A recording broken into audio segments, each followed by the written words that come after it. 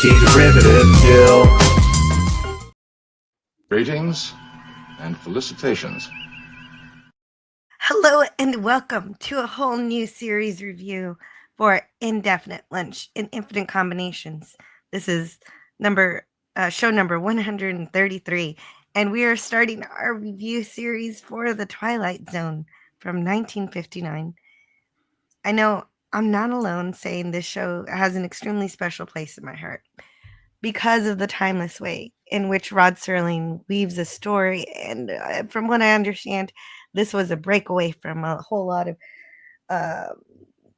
typical TV shows and stories on TV. This was groundbreaking for its time. And for me, this was my very first science fiction show that I spent time watching. When I was just 6 years old at my grandmother's house, I was set with a little TV, and I think the idea was to get me to take a nap. So why not put something on that's in black and white and get her to go to sleep? But no, instead, I kept watching it. The TV was telling me something terrifying. The sun was getting closer and closer and about to consume the earth. And then it turned out that the real news was that it was drifting away and things were getting very cold. So either way, I didn't know the name of the episode was The Midnight Sun. That was my very first Twilight Zone episode, and it grabbed me. And just as my ability to distinguish fantasy from reality was setting in, and even when I drifted away from the Twilight Zone somehow, I was pulled back in when I was a teenager, when I discovered the 90s Outer Limits, and it made me remember the Twilight Zone. So I wanted to welcome everyone to what will be a very long series of reviews. I know it's only 5 seasons, but there are so many episodes. And I wanted to welcome everyone to this long series where we look at just 2 30-minute episodes at a time until it becomes an hour long, and then we'll go one at a time to discover why the series is so enduring. So first, I'd like to go around the panel and ask everyone about their experience with the Twilight Zone. And I'm sorry, my voice is still coming back to life, but it's good enough to talk about one of my favorite shows. So I'd like to start with Scotty R37. Hey. This is a hole in my pop culture, just based on the amount of episodes I've seen. I've got like seasons 3 and 4 on DVD, and it tends to be something that I just throw in a disc, and I just put it on random. That's the beauty of an anthology series. So I haven't seen all of these. So there are going to be ones that I'm like, oh, I remember this one. And then there are going to be ones where I'm like, oh, no, I didn't even know anything about this. And so I do appreciate the era. I love the black and white photography. Rod Serling is probably one of the coolest dudes to smoke a cigarette and wear a black suit. And seeing all the guest stars that show up, either on their downslide from stardom or on their way up. This is great. Thanks for having me, Jill. Oh, you're welcome. And yes, that's also true. We're already out of production order. It looks like we're going in broadcast order. And so, but this book goes in production order. This book, you have a book, being the Twilight Zone Companion by Mark Scott Zickrey. That's basically the only book. This man has been studying the Twilight Zone since the 70s, and he was allowed access to the family's records, and he did an immense amount of research to learn about everything, including the man himself, Rod Serling. Yep, I have the same book, and I'm familiar with the writer, so as we talked before. Oh yeah, definitely. And how about you, Philip? For me, it's kind of funny, my arc to kind of actualizing the Twilight Zone in my life, because originally my older brothers used to terrorize me with episodes of the Twilight Zone and the X-Files, and then as I got older, I started watching them on my own volition, and I just fell in love with the kind of the stories that they would have, and eventually, when my dad was able to kind of show up more because he was always working in the afternoon, so we were able to kind of bond over the Twilight Zone. I think one of my first episodes I ever saw was the monsters are due on Maple Street, but I could be mistaken. But yeah, at this point, it's one of those gold standard, science fiction uh, series that you know are just foundational to the entire, at least how I conceive of the genre. So, um, for me, it's always going to hold a special place in my heart, and it's always going to influence something I'm writing or something I want to make. So, um, yeah, for me, it's inextricable from my experience. So, yeah, I'm really looking forward to diving in a little bit more into Mark Scott Zickrey's Twilight Zone companion. And it would even be nice for me to, reach out to him and kind of bring him over because I'm a part of his Space Command Kickstarter campaigns that he's been doing over the past decade. And so It's that guy. that would be kind of Okay. cool to do. Yeah, Yeah, Mr. so- Sci-Fi. He's got his Yeah, Mr. he's got a Sci-Fi. YouTube channel. Yeah. Definitely. That's right. And that would be really cool. Maybe a little bit later, where after we've gotten a little. Yeah, he seems kind of busy right now. He posted a like an update video, kind of like letting people know where he's at, and so I really don't think we're going to get him until next year anyway. So good news. Especially since we're going to take a little bit of a break, but Yes, I'll reach out. Yes, when For All Mankind comes out, we will take a hiatus to talk about that show. But well, we're coming up on Christmas, and Rod Serling was born on Christmas. He says, "I was a Christmas present that was delivered unwrapped." Yeah. Okay, and Stone Racket. Could you tell us about your introduction to the Twilight Zone, or what you remember? Unfortunately, that show was on Fridays, and I wasn't able to watch it because my father took over the TV every weekend when he came home from being on the road all week. But one episode I do remember from the original run is the episode You Drive, which involves a gentleman who it's a hit and run accident involving a child on a bicycle, if I recall correctly. And the car has a conscience where the man does not. And that is the episode that I do remember seeing when the show was originally on. That was in its 5th season. But I rediscovered the show when our local public television station started showing it on Saturday nights. And what was great was it would show Twilight Zone at 10:30 and then at 11 o'clock, The Outer Limits. And that was in the mid-'70s when I was still in high school. So that was, I got to see every episode of the half-hour version. The hour-long episodes I didn't get to see until later on when I had cable.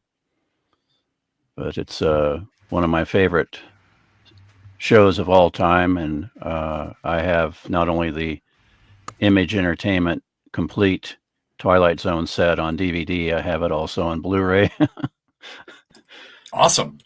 Yeah. That's amazing. Yeah, I couldn't wait. I had to get it on DVD, and it was this deluxe set. And then I'm not sure how many years later, but it came out on Blu-ray, and I got it from Amazon, one of those deals of the day, and I got it at a really good price. Well, can I ask good. a physical media nerd question? Oh, certainly. Any audio commentaries? Oh, yes. Oh, wow! It has, in fact, unfortunately, I thought we were going in production order, so I watched Where Is Everybody and The Lonely. And The Lonely has not one, not two, but 3 audio commentaries. One by Mark Zickrey and the other by a friend of mine, Gary Girani. And the other commentary I didn't listen to because that's mostly focused on the Bernard Herrmann score. And the 2 gentlemen, or the 3 gentlemen actually, that are on that commentary, their names escape me. But one of them is a wrote a biography on Bernard Herrmann. So he's the Bernard Herrmann expert. But for the score, that's it. Yeah, and the commentary Great. for Where Is Everybody? There's just one, but it's done by Earl Holliman. Oh, that's really cool. Yeah. That is cool. From the star of the episode himself. You bet. So that's fantastic. And don't worry about not having watched it during its initial run, because none of us were even born yet. So the rest of us weren't even born. Yeah, so. unfortunately, I didn't get to see Twilight Zone in its heyday or Alfred Hitchcock. That was syndicated in my area before Twilight Zone, so I got to see a few of the Alfred Hitchcock episodes when I was still a wee lad. But Twilight Zone took it until I was a teenager to finally see, what all the talk was about. It was a superb episode or superb series, and I got to watch it along with Outer Limits, which was great. Yeah, and one of the incredible things that I notice a lot of time with some of the more genius writers, authors, storytellers of the 60s was that they were in the army and or some kind of division of the military, and that's that seems like it's not any different with Rod Serling. He was in the army, and I guess I'm looking at the companion book here. Yeah, he was a paratrooper, so he was over in the Pacific. Mm-hmm. Yeah, but in 1945, his dad died. Well, the war changed his experience and obviously the way he wrote.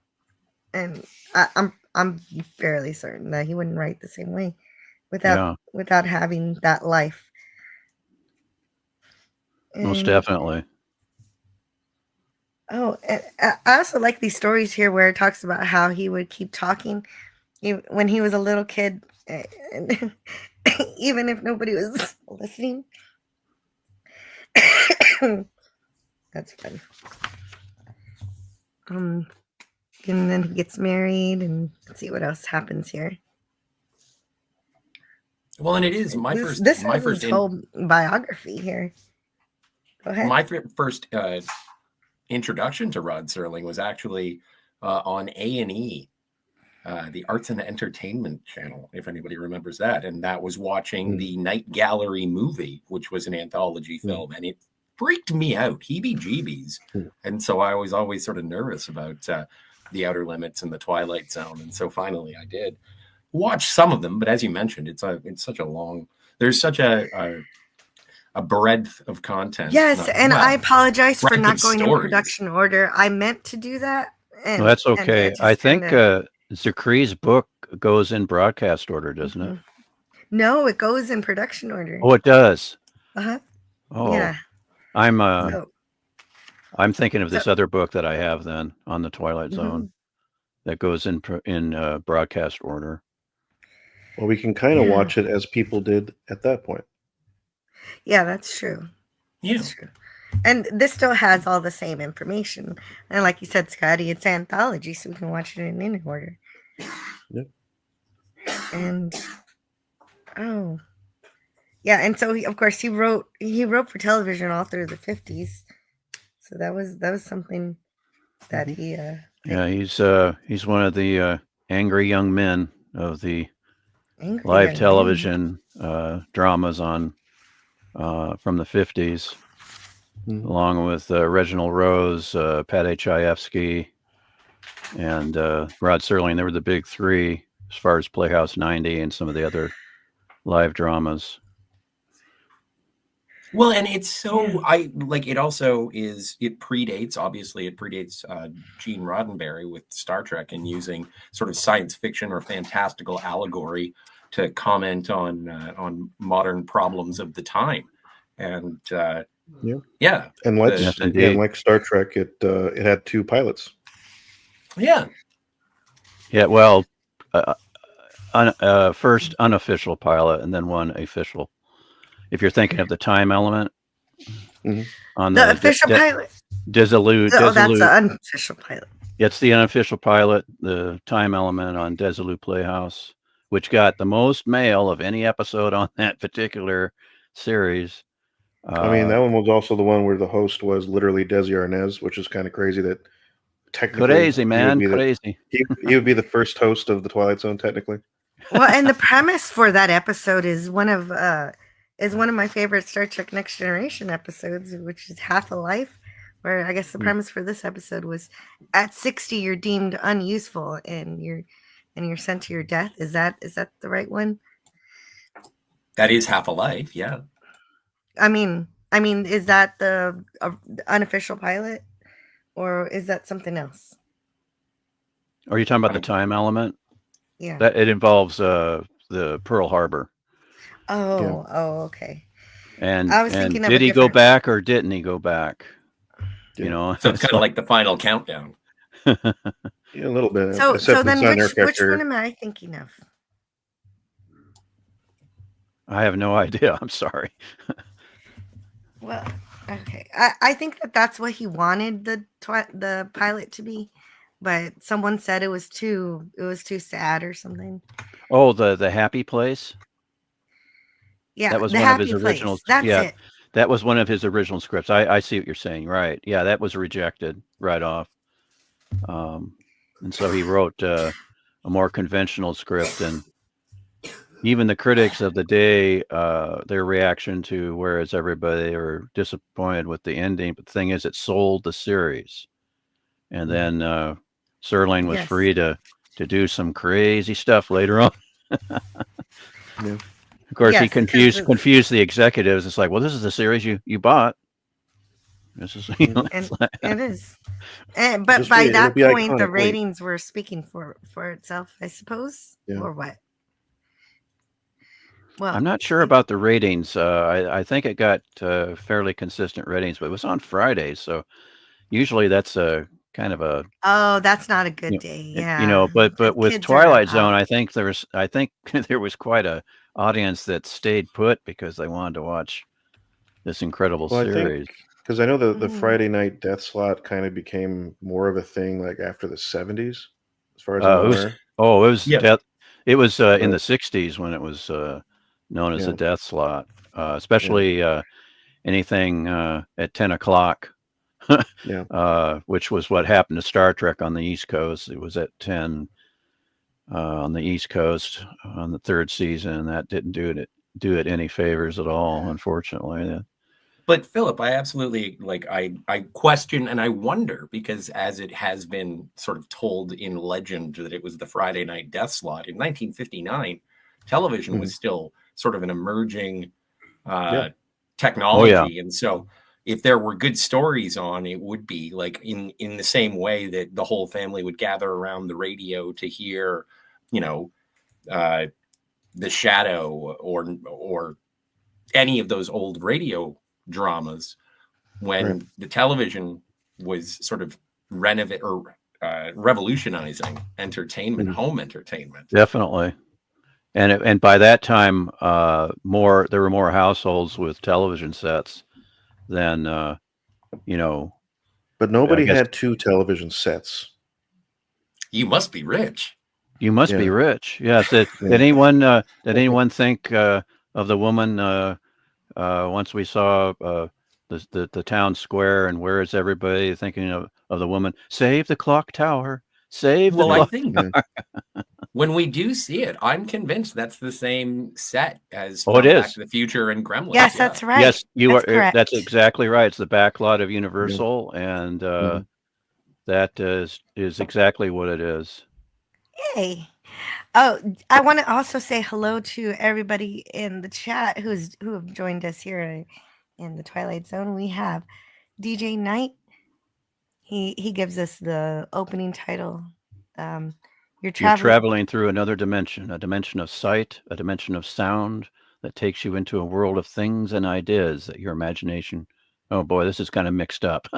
Yeah, it is. Crossing a over. little bit. Yeah. Yeah, Yeah, but doing it by this memory one is pretty interesting. This one is also. This is the first one was actually a little bit different because it said something about the sixth dimension. Yeah, But it Rod said. Serling was like, "What the?" And Rod Yeah, Serling said, "What's the sixth dimension? Let's do." yeah. William Self was like, Rod, what's the fifth dimension, the sixth dimension? I can think of four, but what's the sixth dimension? And so he changed it to the fifth, and then another one that he changed. Well, hey, can I just do the opening Yeah, narration? yeah. He changed summit. Yes. He changed sunlight to summit. Here, I'll put it in the private chat for you. You want me to do the There's original, or this do is you? the original one. Oh, the And original. I was then, going to do the final one. oh, There, okay. You can yeah. do the final one. Do what you There want. is a sixth dimension beyond that which is known to man. It is a dimension as vast as space and as timeless as infinity. It is the middle ground between light and shadow, between man's grasp and his reach, between science and superstition, between the pit of his fears and the sunlight of his knowledge. This is the dimension of imagination. It is an area that might be called the Twilight Zone. And then tell us how he changed it. Oh boy, there's a lot there. It's like that it might be called. No, we get it definitely called. And his revised narration, which I love. Here it It's my favorite opening. Oh, I have it here. Oh, do you have it in the chat? Yeah, Oh, I'm putting it there. okay. There is a fifth dimension beyond that which is known to man. It is a dimension as vast as space and as timeless as infinity. It is the middle ground between light and shadow, between science and superstition, and it lies between the pit of man's fears and the summit of his knowledge. This is the dimension of imagination, is an area which we call the Twilight Zone. And I'll be waiting for that musical cue. Yeah. I can't wait to hear when that kicks in, which is probably why I should listen in production order, but I'll decide orders later. Yeah, Bernard Herrmann's original theme, I really like it, but he was dissatisfied with it and he reorchestrated it. And we hear that reorchestration for the first time, if I recall correctly, on the Lonely episode. But I like his original orchestration. That's just fine. Yeah, I think it's good. Penny, hi, Penny. I'd like to say hello to Penny. Penny. And James Caserta.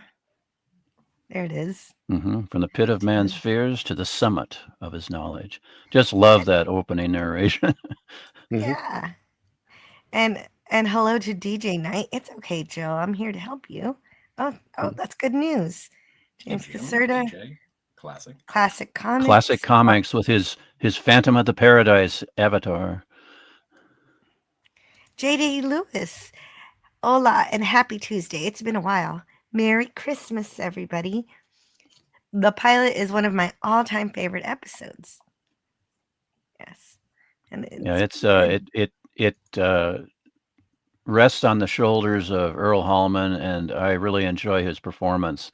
Even though in later years Rod Serling kind of had some quibbles with it, and Earl Hallman wasn't really satisfied in some respects as well, which is, I just thought he did the best that he could at the time, because he really had no direction. The director really didn't help him, and so he was kind of on his own. But I thought he did a really good job, because he's got to carry the show, and he's talking to himself. But I think that's I right. think it worked. He doesn't have so much to play off of. Right. And so Slasher Fred is here also. I think what makes Where Everybody is a classic is that it was the very first episode of the series. I mean, it does kind of set the tone in a way. Well, it was originally going to have a twist that the main character would find a ticket in his pocket and wondered whether he was in the town. Oh yeah, and that would show that it wasn't all a hallucination. Right, and when Serling anthologized it in print, he made that change. But do you know where that comes from? According to Earl Hallman's commentary, he said to Rod, he goes, "Well, why don't I tear out a page from this phone book and put it in my pocket, and then at the end, when everything's Oh revealed, but yeah. he was in isolation and he's an astronaut, a potential astronaut, that they find that in his pocket of his uniform or his jumpsuit. Yes, but they needed to keep everything realistic for the Yeah. first episode. Oh yeah. Yeah. It's like the sponsors and the executives like, what is this? Well, and yeah, he had to hook the sponsors first, and then he could do You it all. got it.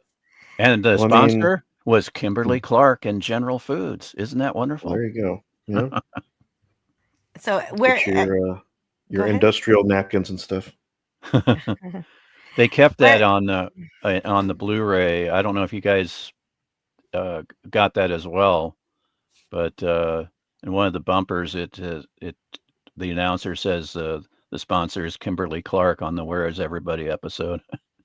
Yeah, It's like, that's great. okay. I'm not sure. Well, might have the missed it. copy that, sorry, the copy Oh, that the I watched was it had basically it was Rod Serling doing the pitch for the story, but he's pitching directly to the executives and being like, Oh, "Your yeah. your job is to sell products. Well, that's what our job is too, and we want people to enjoy our product so that they will buy yours." And so he goes through the spiel of the Yes. upcoming episodes, and as he walks away, and he's like, "And we guarantee you'll have instant Sanka flying off the shelves this holiday season." It's like, yay! I love old-timey advertising. Yeah, that's the pitch Kinda reel. crazy. That's one of the Yeah. extras that was on the image set. Yes, I saw that too, and I thought that was fun. That and it showed me that the Twilight Zone wasn't a done deal just yet, and so that he was still selling it in the first episode. Yeah. Where Pretty is much, everybody? yeah. Where is everybody? First aired on October 2nd, 1959. It was directed by Robert Stevens and written by Rod Serling, with an original score by Bernard Herrmann, whom Stone Rocket has already talked about. The very first moments of it, was that pitch. I like that pitch too. He called it the entertainment product. He describes the first story called The Lonely, which should have tipped me off that I was watching things out of order. And so that's supposed to have an android in it. And then he talks about other stories, and even one that's going to be like a western, which is similar to the type of TV shows that were on TV that during that day, but of course with a bit of a strangeness to it, of course, with the Yeah. vial of liquid that lets you Yeah. shoot Mr. faster. Mr. Denton on Doomsday. Yeah, that's a good one. And if we keep going in broadcast order, that'll be next week. No problem. And then finally he introduces and then finally we get to the episode with Mike Ferris, rather, played by Earl Holliman. Mhm. And so this is going to be good. I love he this says, so much.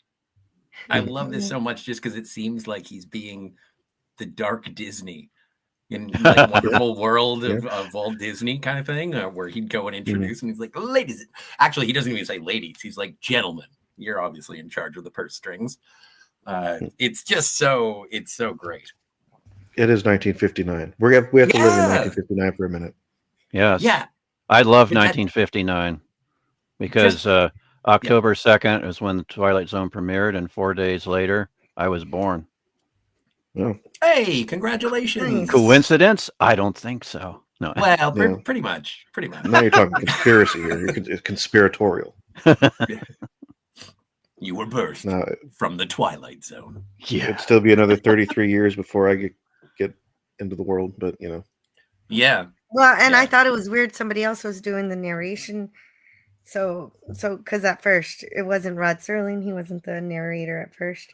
Which was outrageous. But anyway, so thank God he got to be the narrator, and it was a question of budget. And I like how Rod. Sorry. Oh, go ahead. I was going to say, and it's just a throwaway joke. I like how Rod Serling is the first spokesperson for Colt 45. There you go. You know, years before Billy D. Williams. Yeah. Oh yes, yeah. They wanted to hire Orson Welles. He was too expensive, obviously. And Well, This is before he get drunk. that's a bit of a misnomer. Oh, really? Because really?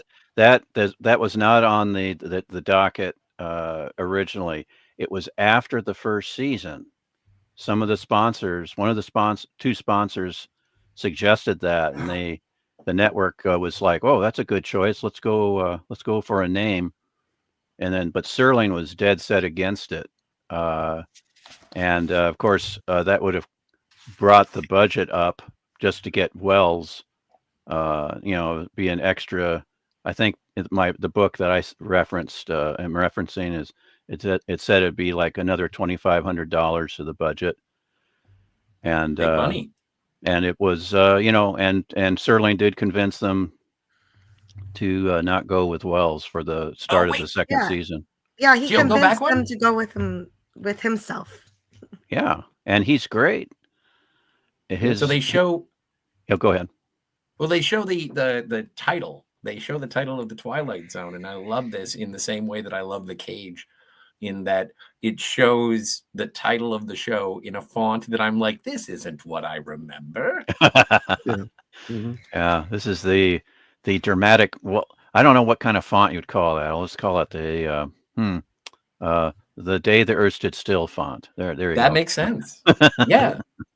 Or something. I don't know. Just the narrator, gosh, his name escapes me, but he was the one that did the March of Time, and they thought he sounded too pompous, and he was talking down to the audience. Oh, I have his name here. Yeah, go ahead, Jill. Westbrook Van Voris. Hey, that's my dad. Westbrook Van Voris. Van Voris, isn't that a furnace company? No. I don't know. That's just what it says here. But yeah, he did the March of Time. Yeah, he did the March of Time, and with the voice of God kind of narration that was in vogue back then for the newsreels. And the March of Time was the Time Life newsreel back in the day. And I love how it's parodied in Citizen Kane with the newsreel in the opening of that film. Yeah. And then of course, yes, it is different font. And then of course we meet Mike Ferris, but he's walking down a dirt road, picking up a stick just like anyone might. And he finds a cafe playing some really loud jazz music. And love the jazz. Love it. Jazz, baby. Everything seems normal. Everything seems where it should be, but there's nobody there. There's no one to take his order, no one to pour him coffee. He even goes into the back in the kitchen and can't find anyone. But the jukebox is playing nonetheless, and nobody responds to him. So he pours himself his own coffee. He's like, I got money. I got $2.85. Yeah, I would have, was a lot of money for breakfast. To go with that coffee, I would have sliced into one of those pies for sure. Right. Well, and he gets that idea later when he starts having dessert. Yeah. Well, in this movie, because this is like 3 years after Forbidden Planet, so he doesn't have access to a robot to make him a bunch of liquor. Yeah. Yeah, we will get cameos from Robbie the Robot throughout the run of the Twilight Zone.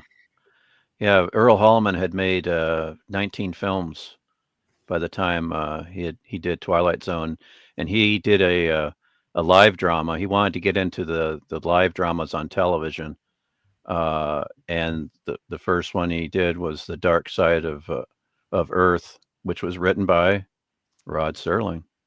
Mm-hmm. And so he already had a relationship a bit with Serling, and Serling was kind enough to send him the script when he ran into him on the MGM lot. He says, "Hey, I'm doing a science fiction pilot. Here's the script if you're interested." And they eventually hired him. Oh, there's that realistic mannequin that fools Oh, never mind. Well, because he's so desperate to find someone that his brain tells him that this is a human being, and he doesn't realize it until Yeah, Well, that's a good way of looking at it, is that he's so convinced that it blinds him in a way that, well, that and it's his need so for rad. another human being. It's so rad because, again, like, I think we're going to find this going through the episodes, is how much it has influenced subsequent storytelling. And as soon as I saw this, and there is a like visual reference to the novel Last Man on Earth, Yeah. and this reminds me of I Am Legend, when Will Smith is wandering, or Neville is wandering around New York City and trying to alleviate his loneliness by populating his local haunts with mannequins. And so I did like this, and I was like, I'm pretty sure someone lifted this.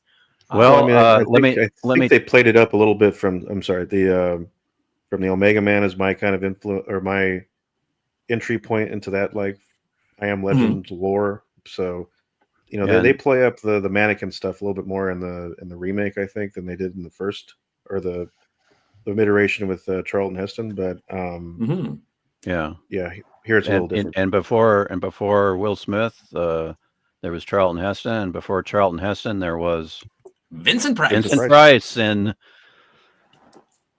The Last Man on Earth.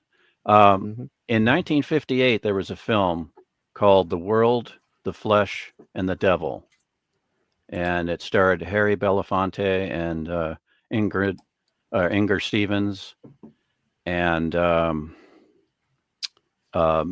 Mel Fier, and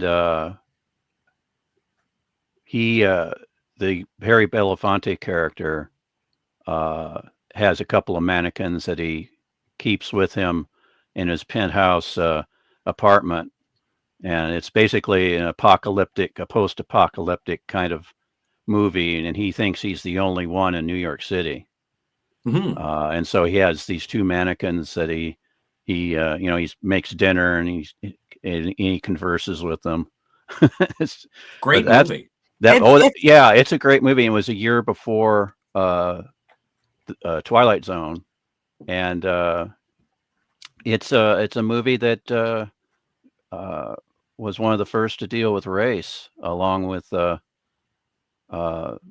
Defiant Ones, with Sidney Poitier and Tony Curtis.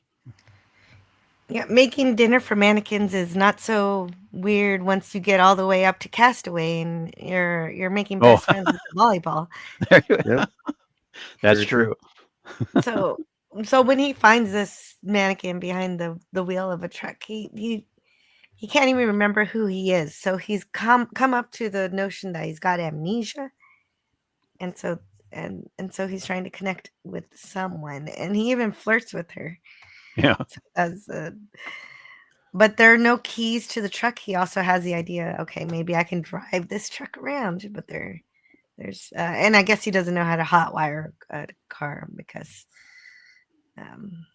well, you don't want to show that, you're going to make a bunch of juvenile delinquents, you don't want that. Well, but there is a level of that sort of morality code, is that you don't want your protagonist to be a vandal. Like he could have busted out of, as we will see, he could have busted out of the phone booth if he wanted to. But the thing is that you don't want to be a vandal. You don't want to be a thief, or you will lose the empathy towards the protagonist from the audience. Exactly.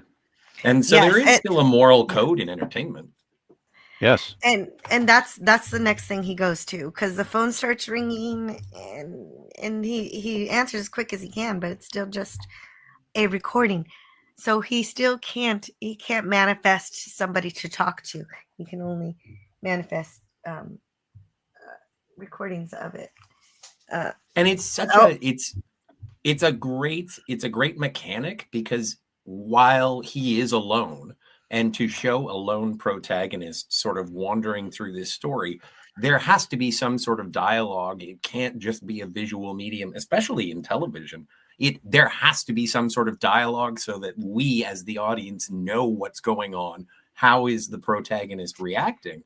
And every time he does interact, he's either confused. He figures he's like he's confused by the mannequin, which I'm fine with. There's glare. It could have been a silhouette. Or he's yelling to the people who are in the back of the diner because they're obviously there. Someone has to be working. And then eventually it just becomes a desperation of, where is everybody? And so I do like how there's still what would be considered a dialogue between one person and nobody. And I think they do it really well here. Yeah, I agree. I have no problem with his performance, even though Me neither. Even though Earl Holliman in his commentary, he says, well, I was real uncomfortable with this scene. And then when he says, where is everybody, looking at the camera, he wasn't too comfortable with that. And then in the diner with the monologue with himself in the mirror and the ice cream, he thought that could have been done better. Oh no, that was great. But I loved it. It's like, yeah, me too. Well, and this story of him being trapped in the phone booth, apparently it comes from Rod's real experience. The reason I put that in was because I was once in a phone booth trying to catch a plane, and I heard the loudspeaker and I started to push on the door and I couldn't get out and I got panicky. I started to yell at people, could you do this? Suddenly some guy comes along and kicks it with his foot. I wanted to die. And that's interesting that he confesses to that and puts it in this first episode. It's like, well, you dodo, you just pull in.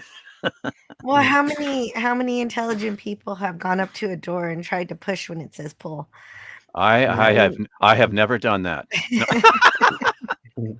Yeah, I can tell you the place and where, and it was like, wait a minute, why isn't this door working? And the woman inside opens it for me, and I'm like, and I just go, duh.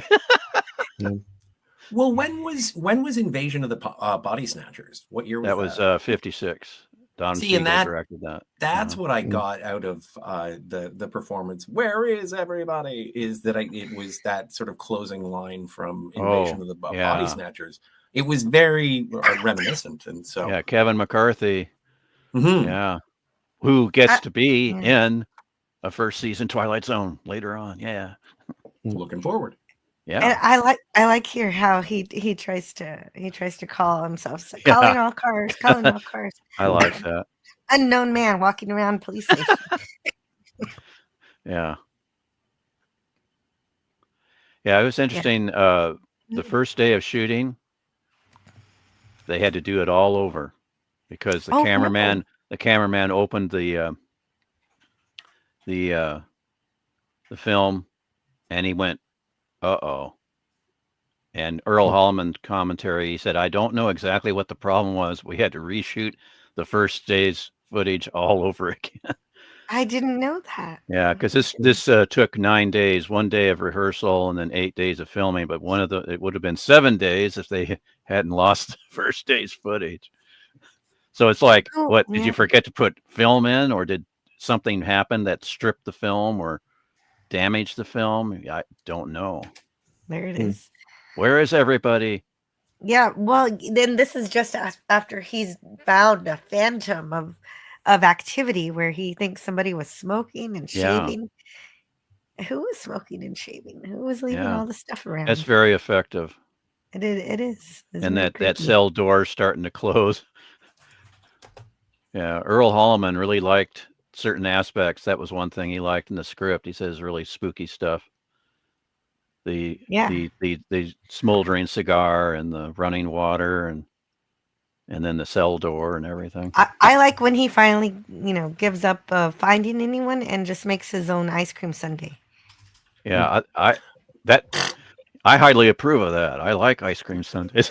I think it was a weak ass ice cream sundae. 1 scoop of ice cream, 2 scoops of fudge, and it looked like chocolate ice cream. That's too much chocolate for me. Also, what is it with people in the late 50s who love ice cream? What are you, Joe Biden? Anyway, I'll stop with the topical references. I mean, you can't beat like 30 cents or whatever it was. Oh yeah, no, it's cheap, but also he could have stole everything, but he pays every time he goes somewhere. He's always dropping nickels and quarters. Well, he's a good person. I think a sundae, gosh, with I think 35 cents be a little too steep for. Yeah, it says malted Oh. milk, 35 cents. Oh, I'm sorry. It does indeed. I need to adjust my eyes. Do not adjust your television. Yeah. Yeah. Yeah, it's like, duh. Okay, there we go. And I do appreciate how they use mirrors in terms of getting him to be able to interact with somebody, even if that's himself. Yeah. And then we get another Christmas reference. We've got Mike Ferris talking about a line that Ebenezer Scrooge says to Jacob Mallory Marley. in the Christmas Yeah, Jacob in Marley. a Christmas Carol Uh-huh. by Charles Dickens. Something about more of gravy than of grave. Yeah. Great line. Mhm. I mean, I do think it's interesting though, that the little basketball schedule says the 1958 to 1959 season, so that implies that whatever this is like supposed to be, that's not really near future. It's like alternate present, and I think that's kind of interesting. Mhm. Yeah, they shot this. Definitely. This was shot within the first 2 weeks of December '58. Yeah. Yes, and then he walks through all of the books spinning, the rack spinning, but there's one rack that didn't Yeah, it's like yeah, all the books on didn't this spin rack itself. is one title, The Last Man on Earth. And what's that in the background? Monument Valley. Oh, I thought it was Castle Grayskull. Mhm. And of course that's a real book, and the basis of films like The Last Man on Earth from 1964, The Omega Man 1971, and I Am Legend 2007. I think you guys mentioned Will Smith earlier. And a comedy show of a similar name but different context. The Will Forte show. Oh, that one, Mhm. yeah. I liked There that. That were was pretty way funny. more people than one person. There was not a last man in that comedy show. There were like Well, a it dozen started off with people. one guy, and then it ended up becoming more than one. Yeah, Can you that was- imagine being that was a goofy disappointed? show. It was a goofy show, but it was fun. I love and again, Yeah. I just love Will Forte. Well, it is a comedy, so Yeah. Anyway. Oh, and we've got some chat here that I've let accumulate. Mhm. Let's see where I am. So there we go. Jim. Yeah, Your name is Jim's Jim. here. And his name was Jim. James Caserta. Yeah. 2 Jims. Yeah, we do have 2 Jims in the chat. And then let's see what else we got here. He says Slasher Fred said the Twilight Zone episodes became the inspiration for many classic movies like episode 5, Characters in Search of an Exit. The twist is that they are toys and can be seen as an inspiration for Toy Story. Spoilers. Yeah. I love know, that right? episode. Bouncing around. I Hey, Rob just Wright. love that episode. 5 We're looking ahead. characters in search of an exit. Yes, and hello to Rob Wright's Gen X Pop Culture. I heard that after season 1, says J.D. Lewis, theme composer Herman her had royalties disputes with CBS, and that's why Marius Constant's theme replaced Herman's theme. Oh, Yeah, interesting. That that old greedy Bernard Herrmann. No, he was worth it. He was worth it. But yeah, the Marius Constant's theme, of course, everybody, that's so iconic. oh my Mhm. God! About the mannequin Gavin Blackburn. same. Well, what Rose about back. what about the mannequins in the later episode? No, yeah. Mhm. Those are spectacular. The only mannequin that I would hit is Lieutenant Valeris. What was her name? The actress who played Valeris? Oh no, She was in Sex and the City. you're talking about Kim Cattrall. Kim Yeah. Cattrall. That's the only mannequin I care about. Because of the movie Mannequin. Oh, I Well, never I- seen on. it. She was a And she was a Francis Vulcan for to me. And she was also in Star Trek 6. Mm. Yes, Mhm. that's where she was a Vulcan. Yeah, Not Savick. not Savick. Not Not, Savick. not absolutely not Savick. Did I say And Savick? I meant Valeris. no, you said Valeris. You're okay. Yeah, No, Valeris. I'm making fun of the fact that Valeris was actually kind of supposed to be Savick, but then they changed that because they didn't want to like besmirch that other character. So I always call her And not Savick. I agree with that 1000%. And That's a story for a I different wanted time. to say hello to Low Spec Linux Game. Penguins are better than pandas. Thank you, Low Spec. And oh, hey, Tony from Stark of Iron is here while he's sorting out cards. Excited for tonight. Oh, goodness. Me too. That's great. Good to see you, Tony. Great performance. I love the shots in the first episode. Yes, absolutely. Yeah, it's shot extremely well. 7 days? Look at them prices, 30 cents for a soda. Damn it, Jill. It's Wednesday, not Tuesday. Okay, so Gorilla, the reason why I had to push it to Wednesday was because there was a very important special family moment that I had to be there for. And and I was there and we celebrated and it was good. But Excellent. because of the family thing. And also, I if somebody couldn't wants to get Gorilla a new keyboard with a functional caps lock for Christmas, Oh, well, yeah, with the shift button and everything. Have you ever heard of the shift button? I kid, sir. I kid. Yes, I love the movie Mannequin. Oh, yeah. Thanks, Rob. All right. Can't wait till we get to the so after hours. the after hours. Yeah, that's the mannequin episode Oh, okay. Yeah. of Twilight Zone. Well, it's eventually it grows dark and he starts playing tic-tac-toe with himself, which I did as a kid, and I know how terribly boring that could be because eventually you go through all the different patterns, and obviously The only you know way how to you're win is gonna not to play. Yeah. win. Yeah, get a crossword puzzle from the local drugstore. Right, exactly. So then he goes to the movies. There's a movie called Battle Hymn, starring Rock Hudson And which Martha was Heyer. actually That's an actual film too. yeah, it's a Available real on movie. Kino Lorber Blu-ray. Oh, he has a copy, everybody, from 1957. It's a movie, true story about Colonel Dean Hess, who, while serving in the Korean War, saved 200 orphans who were flown to an island off the South Korean peninsula. Oh, cool! And there's still an orphanage there. Cool. And it shows him Rocket with the uniform that he's wearing, and so he realizes he's in the Air Force, and he's so excited to tell everyone, or nobody in particular, that hey, I'm in the Air Force. And that part maybe is a little bit goofy to me. Like, who is he yelling at? Like, I'm in the Air Force. Well, but also, like, I think that when he does discover, it's more excitement at the fact that he has some clue as to his own identity. And not only Yes. that, but he's also a person of authority. So he figures now he can start exerting that authority to be like, help me, I'm Air Force. He's both excited and demanding. I thought it was a great choice. Yes, that is the point where he's piecing something together.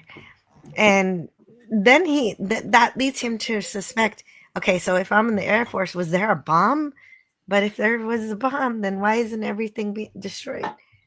Yeah. I mean, I think one of the interesting things about this whole, the fact that he's in the Air Force and then kind of connecting it back to what happens later, is the fact that this is like a year after the founding of NASA. And so NASA probably wasn't seen as like going to be like the foremost, element for America's space effort.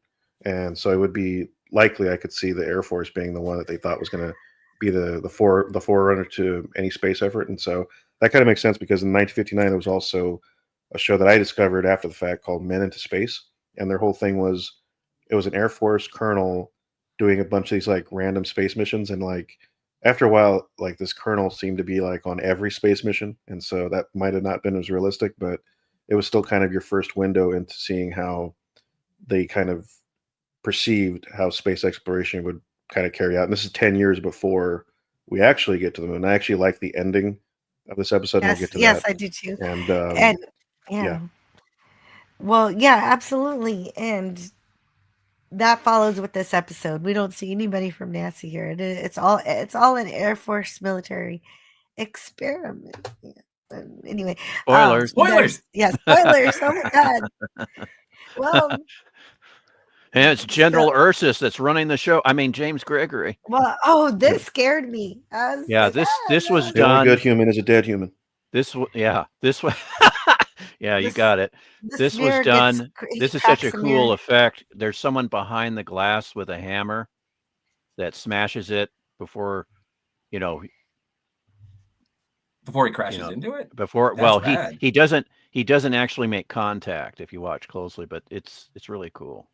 But Yeah, again, And it's it's, something. and it's a scare effect. I completely forgot about that. So watching it on my big screen TV, I was like, "Whoa, I forgot about that effect." But it's so amazing just because like looking at these old shows and seeing the directorial choices. I just recently watched Contact, directed by Robert Zemeckis, starring Jodie Foster and Matthew McConaughey, and Great film. And it had like a really brilliant shot of Jodie Foster's younger character, played by Gina Malone, and she's running up the stairs to get medication towards a mirror, and then you find out, like, the way that the shot is composed is that she opens the mirror, and so you've been following the mirror image, how inexplicably that's happened.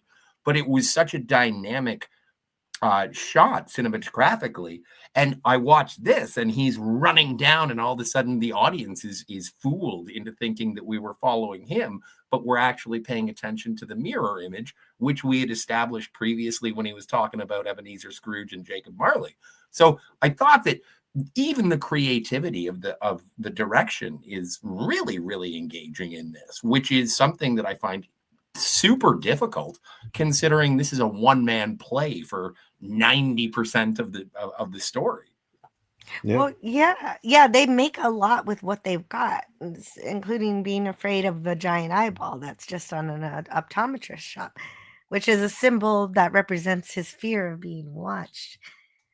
And Yeah, Earl Hallman's commentary, he was disappointed with. He said, "Well, that doesn't really look real." But it's like, hey, it works for me. You shut your hole, Holloman, or we'll replace you with Jack Palance. It's like, you bitter old man, quit with the negative comments. No, I don't mean to bust his chops, because he does such a great job in this. And Oh, yeah, he does. Any artist is allowed to criticize their own work. Yeah, that's true. And there's true. James Gregory. Yes, James Gregory. Isn't he the doctor in charge of the Tantalus colony? Yes. yeah. Hot diggity. Oh, right. Well, I gotta keep track of my Star Trek Yeah, very actors. very Thank you. good, Captain. Now your phaser, drop it on the floor. Yeah. Your communicator, Kirk to Enterprise. I'm sorry, I'm reenacting that scene. That's okay. That's okay. Great. Can't go anywhere without Star Trek. Oh, well, in his delirious desperation, he starts calling for help, clicking the button to cross the road on the streetlights. But that button correlates to a real button in his little box that he's trapped in. We finally see the Watchers listen to his desperate pleas for help as they're observing him. And we realize he's never been in any kind of town at all. It's all been in his mind. He's been hooked up to these sensors, and he's just giving himself this illusion to deal with the experiment that he's enduring. And it's a military experiment to see how well people do all by themselves in a little box, because they're trying to decide, how humans are going to deal with space travel. Mm-hmm. And he's even broken the glass on the face. We didn't mention it earlier, but Can you go back one? we didn't mention it earlier, but he broke the little clock in the diner. Yes. Well, no, it was already broken and he had discovered it. And so I did appreciate that it was unknowing foreshadowing towards that. But if we go back one, besides to the left of James Gregory, I want to know, is that Dr. Bellows from I Dream of Jeannie? No. It looks like Dr. It looks Bellows, like him, though. but Yeah. it's not him? No, it's not him. Okay. I accept that. I can see the resemblance, though. Yeah. I could have sworn he dropped the clock and that's how it broke. I thought he found it and it was already busted. And he was, No, and it was sort of a clue. He did break it? Okay, then he did break it in the diner. Yeah. Uh-huh. I was so wasted when I watched this. It's funny. One of the actors in this group, I think he's one of the reporters. It's funny because I just got recently I got North by Northwest on 4K, and that same actor plays the valet in the Plaza Hotel sequence, and it's like, or the Ambassador Hotel, yeah. Yeah. And I was going, hey, that's the valet that talks to, George Kaplan / Roger Thornhill. Very nice. Well, Mike was able to last in solitude for 484 hours, which is because they wanted to see how long, because they thought it would take 3 weeks to get to the moon. Yeah. Which of course doesn't happen. Yeah, to the moon and multiple orbits. Yeah. At the time this was made, they weren't sure how long it would take. That it would take 2 weeks. Oh, not 3 weeks. And then, okay, so of course the Apollo 11 mission only took 4 days, 6 hours, and 45 minutes. Yeah. And 3 guys. So no loneliness. Right. But with me, if I were traveling alone in space, I wouldn't be lonely because I'd have my cats with me.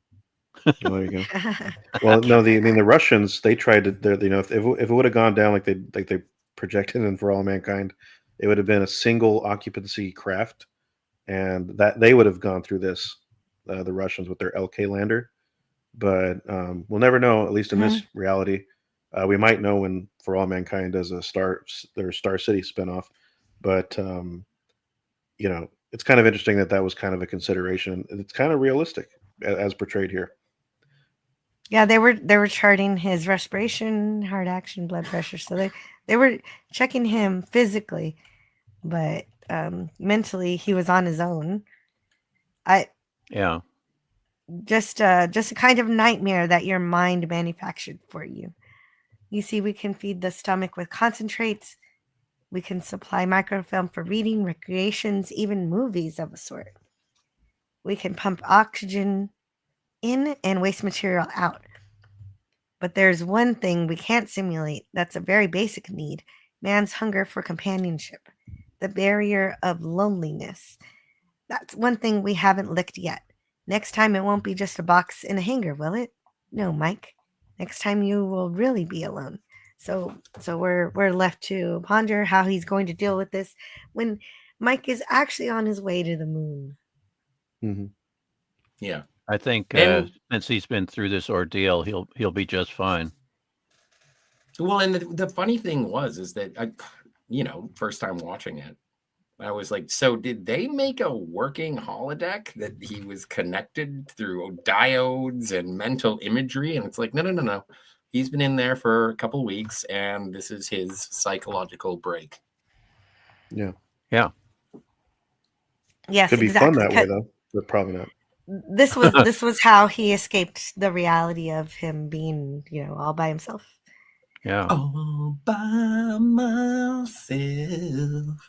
Don't want to be. Moving on. There's that moon. Don't go away. Like in Space 1999. I mean, maybe there, yeah. No, but it says, don't go away up there. We'll be up there in a little while. And then 10 years later, America does. And America did. And should do it again. That's the latest I stayed up. was watching the Apollo moon landing, and I'm jealous. it was it was after 2 in the morning, and my dad goes, because we were just watching the limb. That's all that was on the screen, and it's like Mhm. my dad's like, okay, well the astronauts are going to sleep. I think we should do the same. Yeah. Let's all go to bed now. Yeah. Uh, No, I mean, that's one of those things where, if I could go back in time and pick any time in history, mhm. it would be to go back to that week where, go back to Florida and see a the Saturn V carrying those three guys launch, and then wait until they land and then go back to, today. But, Philip, Yeah, can you read the last thing in the private chat for me? That's the closing words for the episode. will do. So the barrier of loneliness, the palpable, desperate need of the human animal to be with his fellow man, up there in the vastness of space, in the void that is sky. Up there is an enemy known as isolation. It sits there in the stars, waiting in the patience of eons, forever waiting in the Twilight Zone. Yes. And then we'll be ready for the next one. directed by Robert Stevens, not Robert Stevenson, who directed a lot of Disney movies. Robert Stevens. Not Robert Louis Stevenson. Oh, Yeah. Greg Letters Larson is here, who says Scotty singing. That's it. I must revert to extreme measures. Fetch the vodka. Fetch the vodka.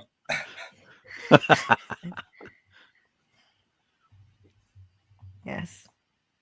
Actually, that's Yes, not a bad let's idea. see. I'll be back in a second. No vodka. What? No, Scotty. Stop. Male presenter off screen. Oh, wait a minute. It's Serling. Yes. It's not just any male narrator. Serling narrator. Rob writes Gen X Pop Culture says isolation in space was a real concern. I think this episode had a really great twist. This is what makes this show so great. The writing is incredible. Yeah, and it was just the very first one too.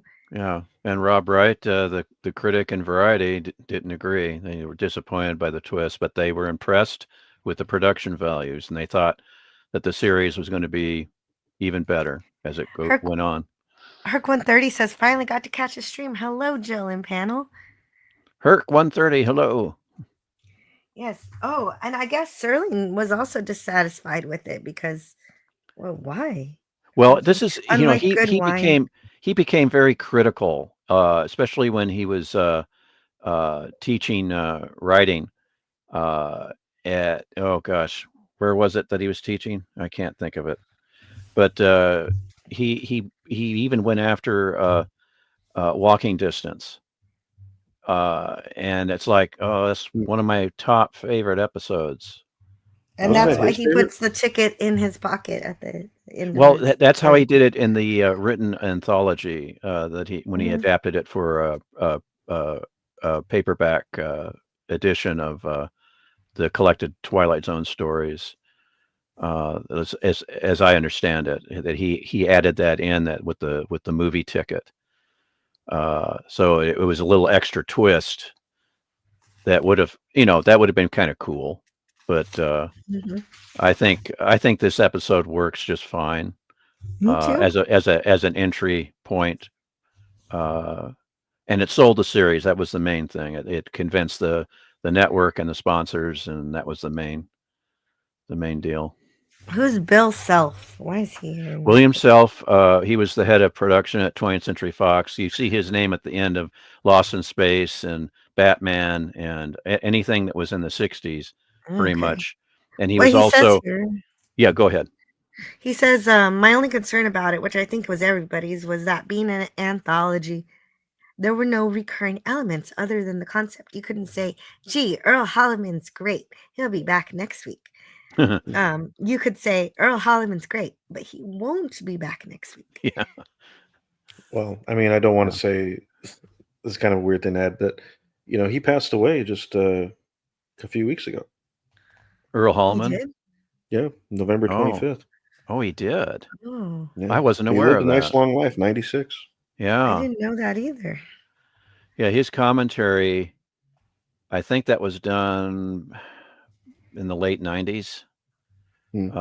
And he talks in his commentary, he says that he appreciated people talking to him about this episode, the Twilight Zone in general.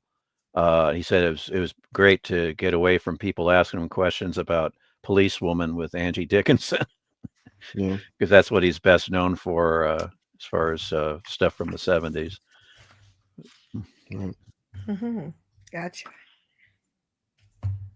Let's see here. We'll put that on that page, and we'll get into One for the Angels. First aired on October 9th, 1959. It was directed by Robert Parrish and written by Rod Serling. And it uses stock music, mostly from Bernard Herrmann's Outer Space Suite. And we could Robbie the Robot here. Yeah. So, I want that toy. That's a vintage toy. I want it. Mm-hmm. Me too. Though I do have a modern Robbie the Robot. Well, I have several actually, but I I even want that have. in C57D. Oh yeah, yeah. Oh, that would be great to have that. That makes an appearance in Twilight Zone a few times too. Yes, it does. okay, Stone Racket, can you read the opening words for this episode? Street scene. Street scene, summer, the present. Man on a sidewalk named Lou Bookman, age 60-ish. Occupation, pitchman. Lou Bookman, a fixture of the summer, a rather minor component to a hot July, a nondescript, commonplace little man whose life is a treadmill built out of sidewalks. And in just a moment, Lou Bookman will have to concern himself with survival, because as of 3 o'clock this hot July afternoon, he'll be stalked by Mr. Death. And there's Mr. Death behind him. And he bears a strong resemblance to the mayor of Amityville in the Jaws movie. Oh, same actor then. The same actor. Lou is played by Ed Wynn, who was a comedian. And Lou is trying to sell toys and all sorts of stuff. Yes. And so his biggest fans are the children. And because he has such a big heart and he gives stuff away. He gives away candy. He even gives away toys. I don't know how he makes any money giving away all his products. But that's not the point of him. He's Jill, it's a Twilight Zone. It's a Twilight Zone. Although, what was going to be the ice cream social later? Was he just going to bring out a whole bunch of ice cream after? And no, that never happened, so we never have to worry about that.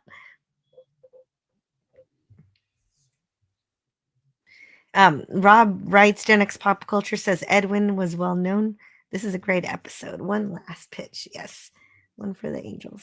Yeah, Edwin was along with his son Keenan when they both were in the original Playhouse 90 live television production of Requiem for a Heavyweight, which that was classic Rod Serling teleplay.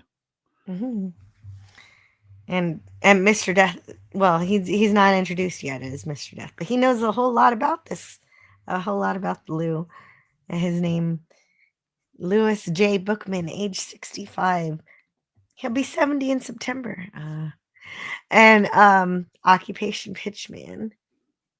And born in 1890.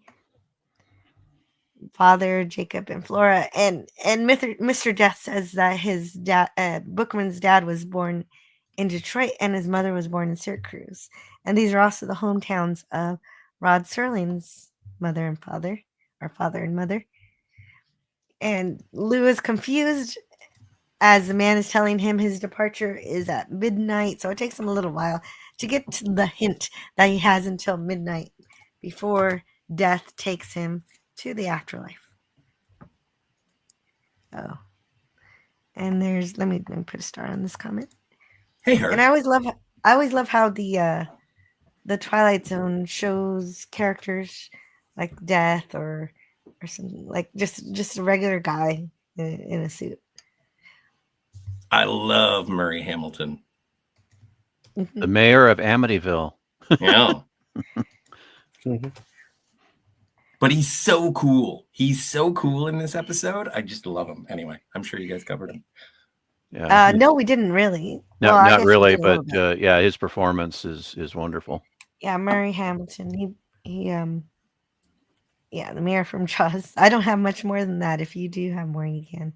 Oh boy, he's been in so many things. Yeah, he's been all over the place. But Yeah, it's not that like, and I want to focus on this performance, is that he's efficient, dispassionate, well, and not even dispassionate. He does have a certain empathy, but he's also like, and that's why I love the title of this episode, One for the Angels. Death is an angel. Yep. Yep. Exactly. And I love that. He's the audience. He's the customer. And this little girl comes to get her toy fixed, and he and so Lou says is determined that the little girl should be able to see him, but Death tells him no, only people who are coming with me can see me. And the only reason you get to see me at all is because you're dying of natural causes. If you were dying from some accident, I wouldn't be able to warn you. Yeah. And Lou is still in denial, so Mr. Death kills a plant just by touching it to illustrate, to drill it into his head, because Lou is a little hard-headed. Well, And but it's so- also the stages of grief. It's, it's Yeah. denial, bargaining. Exactly. Yeah, that's true too. And as far as bargaining goes, he wants to appeal. And there are three main categories of appeal. One is if you have family, wife, or family who would suffer. And so he doesn't have family. The second category is statesmen, scientists, men on the verge of discoveries. And he's playing with toys, so no.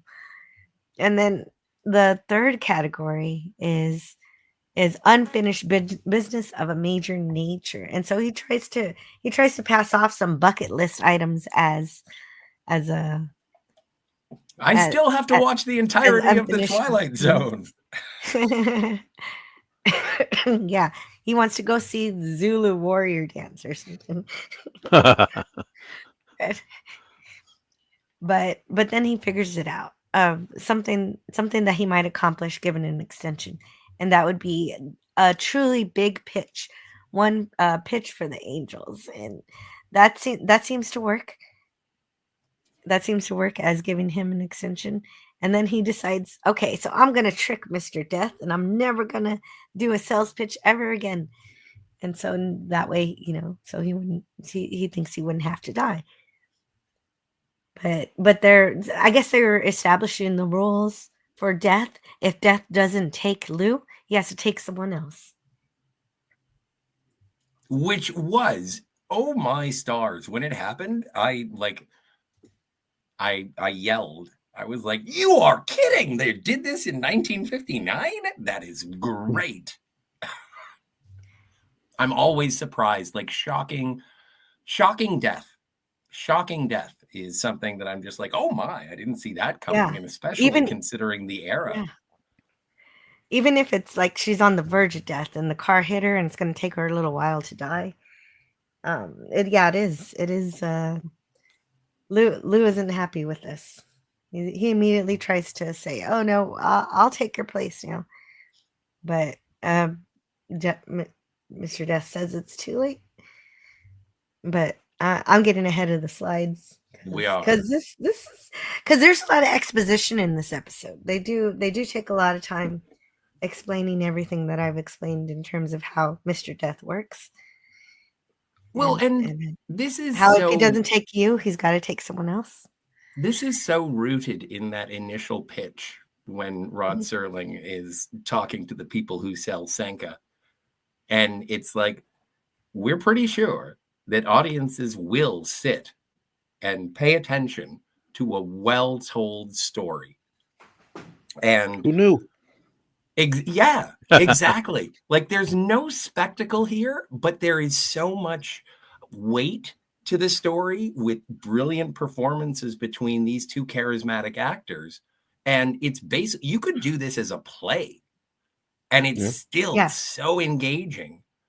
And it has nothing to do with, showing death as being some gloomy or grotesque. It is just a character debate. It's almost like 12 Angry Men, but there's only one desperate man. It's so good. And then the relationship that is established between Lou and the little girl, I forget her name. Maggie. And it works so well. And because of Ed Wynn and Murray Hamilton and Maggie being sort of like this is also an era where a youth would not call an adult by their first name. And so there is an instant relationship based on the social interactions of the time. It's like Lou is a gentleman who plays to the children. And I just, this is really, really engaging. And I do like how the first episode is one guy and the second episode is two guys. I can't wait till next week when it's three guys. Three? Yeah. Well, I mean, I think for me, I'm drawn to the idea, like I'm thinking about Sympathy for the Devil, the Guns N' Roses song, where it's like, please allow me to introduce myself, but I'm a man of wealth and taste. And so that's what I get from the portrayal here, sort of. Yeah. Well, and also, Philip, Rolling Stones, let's be honest. Yeah, it's originally a Rolling Stones song. Yeah. I mean, I don't mean to be contradictory. No, I mean, technically it's both their songs, so it's okay. Yes. And so to make Death miss his appointment with the little girl can now see him because she's dying from the car accident. And so to make Death miss his appointment at midnight, Lou gives Mr. Death that big pitch, and he sells this thread, which I'm sure is very ordinary, but whatever Lou does with his pitch captivates Mr. Death. And I was like, wait a minute, he has money to spend. And so I guess the angel has money to buy this stuff. But what it is this greatest pitch is really the act of sacrifice. And he's trying to replace himself with that little girl, to give himself up. Hey, Eugene. It's an outrageous pitch. He sells everything he has, including himself. And Eugene says, I don't like the Twilight Zone and depressing stuff in general, but I can see Discovery R37 that they did a good job. Yeah. Oh, man. It's not always depressing, though. Yeah. It's not. And Eugene, that's something that again, because my introduction to Rod Serling was Night Gallery, I was always expecting heebie-jeebies and scary and disconcerting imagery and everything. But with this, like even at the end of the first episode, when Mike is like, all right, did I do it, Doc? It's like, no, you didn't, but I'm sure you'll get better next time. And even with this one, it's like Lou is so selfish, or not selfish, but he's confronted with the idea that he's going to die. But then when Death says, well, we do have to take somebody. Like, I do have a schedule. I have a quota. And it's like, okay, no, we can't do that. And so it does. It goes right up to the precipice of depressing. And then it becomes a redemption story. Now, I know that there are other stories that absolutely are like, yes, our protagonist is a dick. But there are more, I think that there are more sympathetic characters from what limited episodes of Twilight Zone that I've seen than depressing heebie-jeebies. Yeah. Can't wait to get to all of those. Yes. And I mean, it is, I don't know if I really believe that Death wants ties or thread or any of the stuff that's in that suitcase. But it's not, and I love how he gets exasperated because he's so put together earlier in the episode, and now it's just like, oh, I do want that. Yeah, it's a great performance. Yeah. Yeah. And even presenting the characterization, like he's so put together and buttoned up, and his hair is done properly, and then as Lou presents his pitch, Death gets a little bit more frenzied, and it's like, you got a point there. I do want this faux silk tie. I do want this this product that you're presenting. It's great. It's great. And it's never ominous. It's more like this is the way the thing goes. You must understand, don't you? And it's like, yeah, I do. So this is what he has to do. He has to accept his fate, which I think is rather uplifting, because he saves a young girl. And that's, selfless act. I do enjoy that when we get a mortal performing a selfless act to protect the innocent in the face of the inevitable. Yes, and this this pitch that he makes Death miss his appointment with Maggie. So the doctor declares she's gonna make it through, and now that now having given his greatest pitch, Lou is ready to accept death, and they walk together like friends. Well, and Greek letters says the fact that death gets manipulated easily is idiotic. I think that Lou was Death's primary target, and so I did appreciate that the pitch to the angels, one for the angels, is so convincing that it does sort of fulfill the contract that they had. I don't think he was manipulated. I think he was taken in by the contract that was established. What if Death wasn't manipulated by this, and he recognized the humanity of Lou, and this is how Death performed his way through it to ensure primary target. Sorry, I just watched Terminator 3, so primary target. That's possibly true. Yeah. And plus, maybe he wasn't really into the thread, but that Lou was selling himself. And that is the biggest pitch. Male presenter off screen. It's Rod Serling, doggone it. Stone Racket, can you read the closing words for this episode, which I put in the private chat?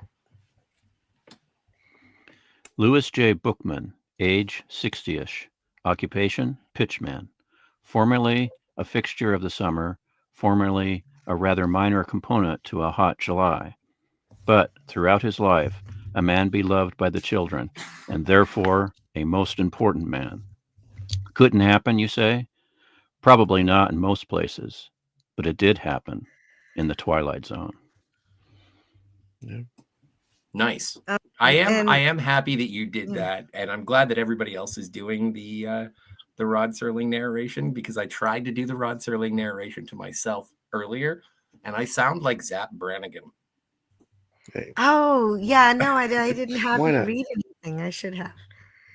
When I was we got 100 and something episodes left, so Yay! There you go. Yeah. When I was in grade school, I got a collection of supernatural kind of scary stories from Scholastic books, but Night Gallery was all the rage at that time, and I would entertain some of my classmates by reading from this book in Rod Serling voice. I just kind of patterned, my voice after Serling and how he would narrate, and that's a fond memory of mine. I really enjoy reading Rod Serling's words. They're golden, and I think there are a lot of actors like Jack Klugman and Cliff Robertson and others. They felt the same way, that Rod Serling's lines were something that actors would cherish. Mm-hmm. Well, and again, that's going to be the joy of going through this series, is just being able to see. I remember last, like, when did you start watching Man from Uncle, Jill. That was this summer past or the summer before. I don't remember really. Like sometime last year. And I remember watching the first episode of that, and it had James Doohan. And I was like, what? This is insane. Yeah. And Oh, now, there's so many Star Trek actors. and Yeah. so, but even not just Star Trek actors, but just people that I'm like, of course, Star Trek actors are, I'm like, oh, they were on Star Trek. But there are actors, and you see from their early career or on their waning career. And I just find it absolutely heartwarming and fascinating to see work that they performed or provided, and I had no idea. And so it's nice to meet old friends in things that I had never seen them in before. Mm-hmm. Yeah, and Yes. in the Outer Limits, you get the same effect. There's James Mhm. Doohan, William Shatner, Leonard Nimoy. Who else? I mean, I think in the just for the Outer Limits, I mean, you have Leonard Nimoy come back for the '90s rendition of it too. So I mean, Yeah, I didn't see that particular episode. There's not very many of the modern ones I've seen, but that's cool that he came back. I wish did they bring back Shatner? Probably not. as far as I am aware, no. But I do think the Outer Limits of the '90s is the one I prefer of the many iterations that have come out. But you don't beat the original Twilight Zone. Although it is interesting Yeah. that the Outer Limits. I think the first episode of it is like some weird alien thing. And I think Martin Sheen's in it for some reason. It's Oh, interesting. cool. You The you 90s, talk the about the 90s 90s one. Outer Limit was No, so this is good. the It was- '60s or when the I was, The 1950s. 60s is the galaxy being, and that's with Cliff Robertson. Yeah. He's great. I He's love Uncle Ben. I love the 90s one. That's right. And He's Uncle I did Ben. it did Oh, sorry, remind Jill. me of the Twilight Zone when I was a teenager, and I was like, hey, wait, the Outer Limits, this is cool. And I I had mean- a little antenna for my little 16-inch TV, whatever inch TV in my Yeah. room, because I didn't have cable, but it Mhm. picked up the Outer Limits. Cool. Yeah. I mean, from what I'm told, I mean, the Twilight Zone is definitely more of a, it kind of plays fast and loose with like certain. It's definitely more of like a, I would say borderline. To me, it's science fiction, but it has like this fantastical element, whereas the Outer Yeah. Limits is like exclusively science fiction with Right. mostly technological or sort of scientific plots, and that's kind of Yeah. what Yeah. separates Right. the two of them. Yeah. The first Twi- episode we looked at today was science fiction, and then Yeah. the second episode was more spiritual, more the A little supernatural. more like Yeah. I guess fantasy or Yeah, of it's- that, or maybe yeah, borderline Zone- horror, but not really. Yeah, Zone is more of a fantasy, but it does, step into the threshold of sci-fi as well as, like you said, Philip, horror. Yeah. And as I well. don't want to sort of get People Magazine or Teen Beat or Entertainment Weekly on it, because I do, like, again, it's something where I connect seeing these classic actors in these teleplays.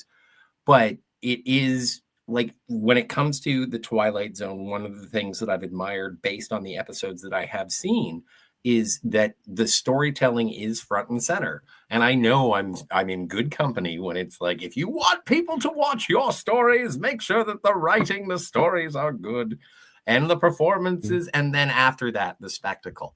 And I really appreciate the fact that Rod Serling is probably one of the most prolific and impactful writers of the 20th century television as a and this, like, and because people have seen Twilight Zone episodes, when I watched Where Is Everybody, I was like, okay, so is he a toy? Is he what is this? Is he a chess piece that's alone on a board? What's going to happen?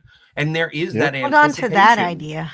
Yeah. Yeah, well, no, exactly. But Put a there pin is in that there. anticipation to an O. Henry ending, and these are great. Like, obviously, modern filmmakers and storytellers have been trying to perfect the O. Henry, even though it has already been done. Yeah. Absolutely. And we're gonna and there's going to be so many stories that where my first experience with that type of story was the Twilight Zone.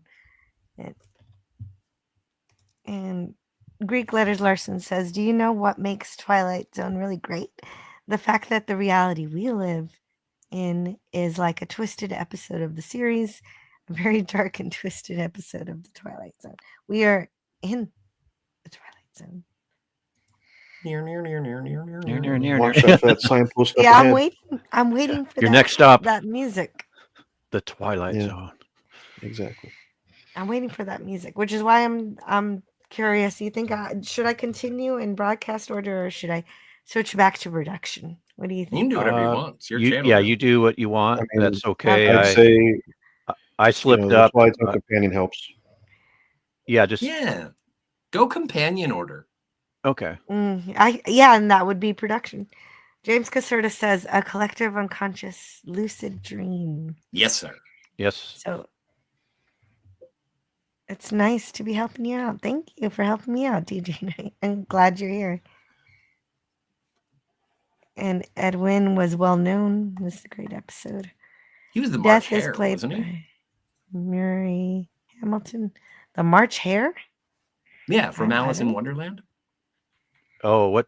Yeah, in the Disney, he did the voice for the Mad Hatter in the Disney. That's what it animated. Mad is. Hatter. In fact, he's even drawn like Edwin. That's like Yes. That's what it is for me. Is I know this person's voice, and I Yep. just not his. What Oh, he looks was like. in. Have you ever seen Mary Poppins? He's the guy who has the tea party on the ceiling. yeah. Oh, that must be who I know him from. Yeah, I That's love it. to laugh. Yeah, that's such a great children's film. I just adore that movie. Saw it Okay, I when it was forgot he brand new was in the theaters. Everybody, I'm an old guy. Yeah, I saw, they played it for me at school when I was a kid.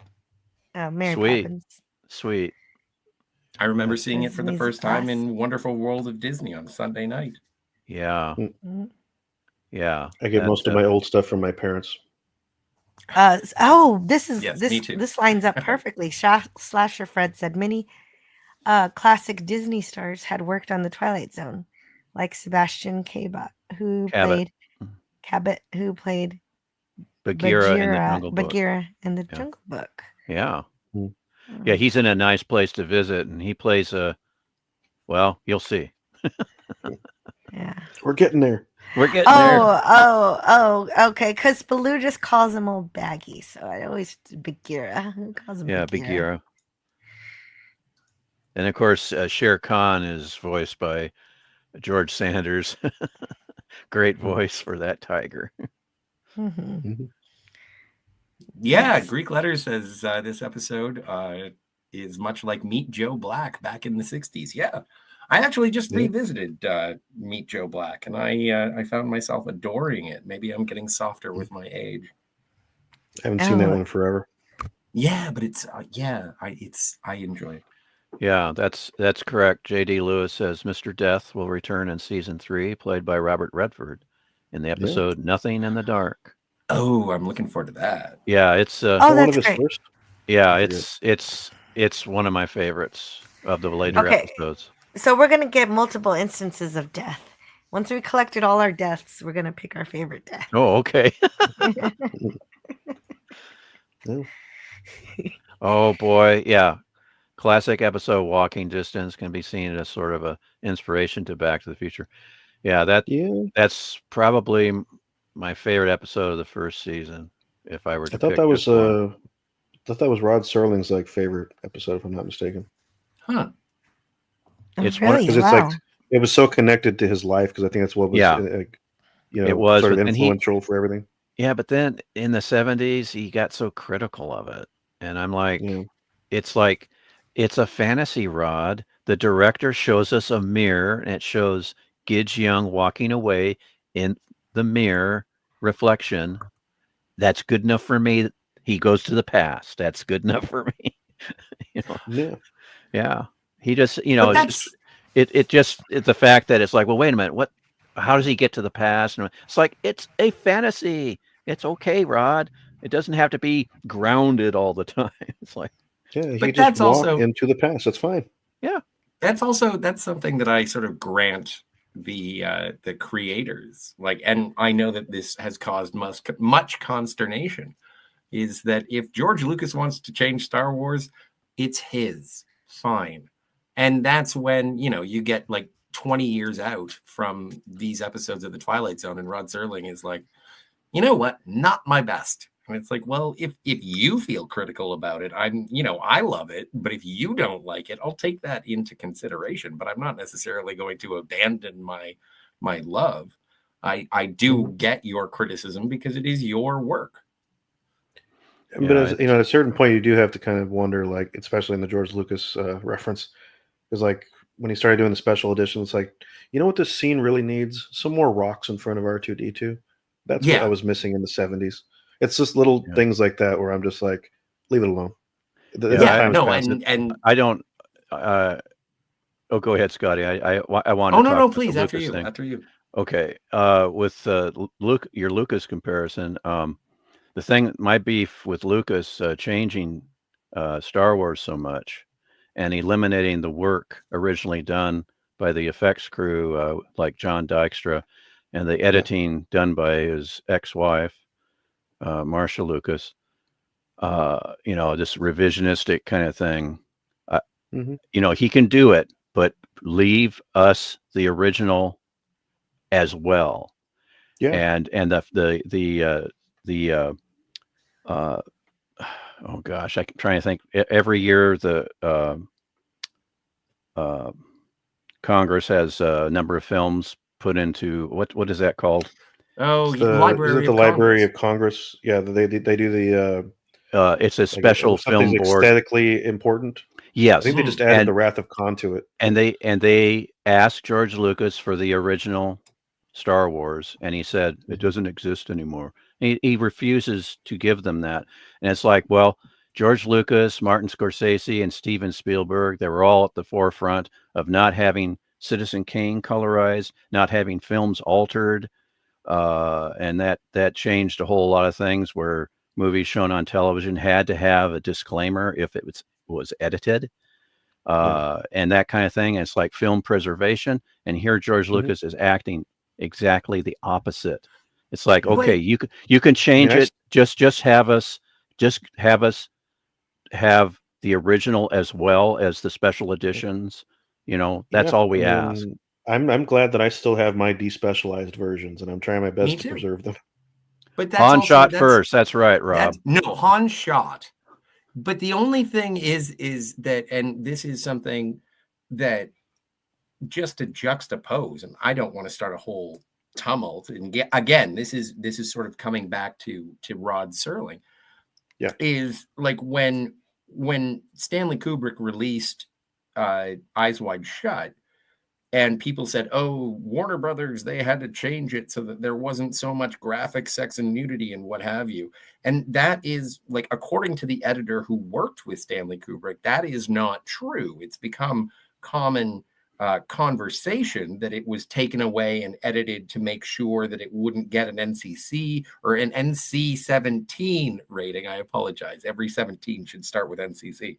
But you go back and it's like, no, the reason that they did superimpose images to obscure some of the more graphic elements of the secret society moment is because Stanley Kubrick wanted his film to be publicly, like, widely released. And so there's been mythology that is surrounding that, and people say, oh no, studio interference, and it's like, no, that was an artistic choice, while not the original intention, to ensure that it was seen by a wider audience. That is what he did. And so it isn't necessarily this is bad. It isn't his original vision, but he did make concessions. He did compromise. And when it comes to someone like Rod Serling and saying, oh, I don't want this to be like that, it's not my best work because I had to do this or I had to do that, and then it's like, yeah, okay, I get why you don't like it, because there were sort of lines in the sand that were crossed, but eventually it reached an audience and it was beloved. And I think that It's a matter of audience ownership or the artist being in control of their release. And while both are valid, I'm just glad it exists as a story. And I think that it is impactful either way. Mm-hmm. Yeah, I mean, I think that I feel like there's like statute of limitations on like once it's out there into the like once it's been released and it's out there, that you have only like a limited amount of time before you can like maybe touch it up. Yeah. And it kind of passes into the ownership of the public, and then it becomes harder and harder for the normal folk to get used to it. Yeah, that's how I feel about Peter Weir and the Picnic at Hanging Rock. It was so many years later that he changed it and cut out a lot of the performance of one of the actresses, and then that version was the one that was the only one available on Blu-ray. And it's like I had to order on 4K the original theatrical release from Great Britain in order to have the original. And still to this day, Criterion does not have the original theatrical release on 4K. There's just disappointing. The director's cut, and it's like, it was so many. How many years? Over 20, 25 years. I don't more. Appreciate that. If an artist wants to change their work, that's fine, but they should allow you to view it in its original form also.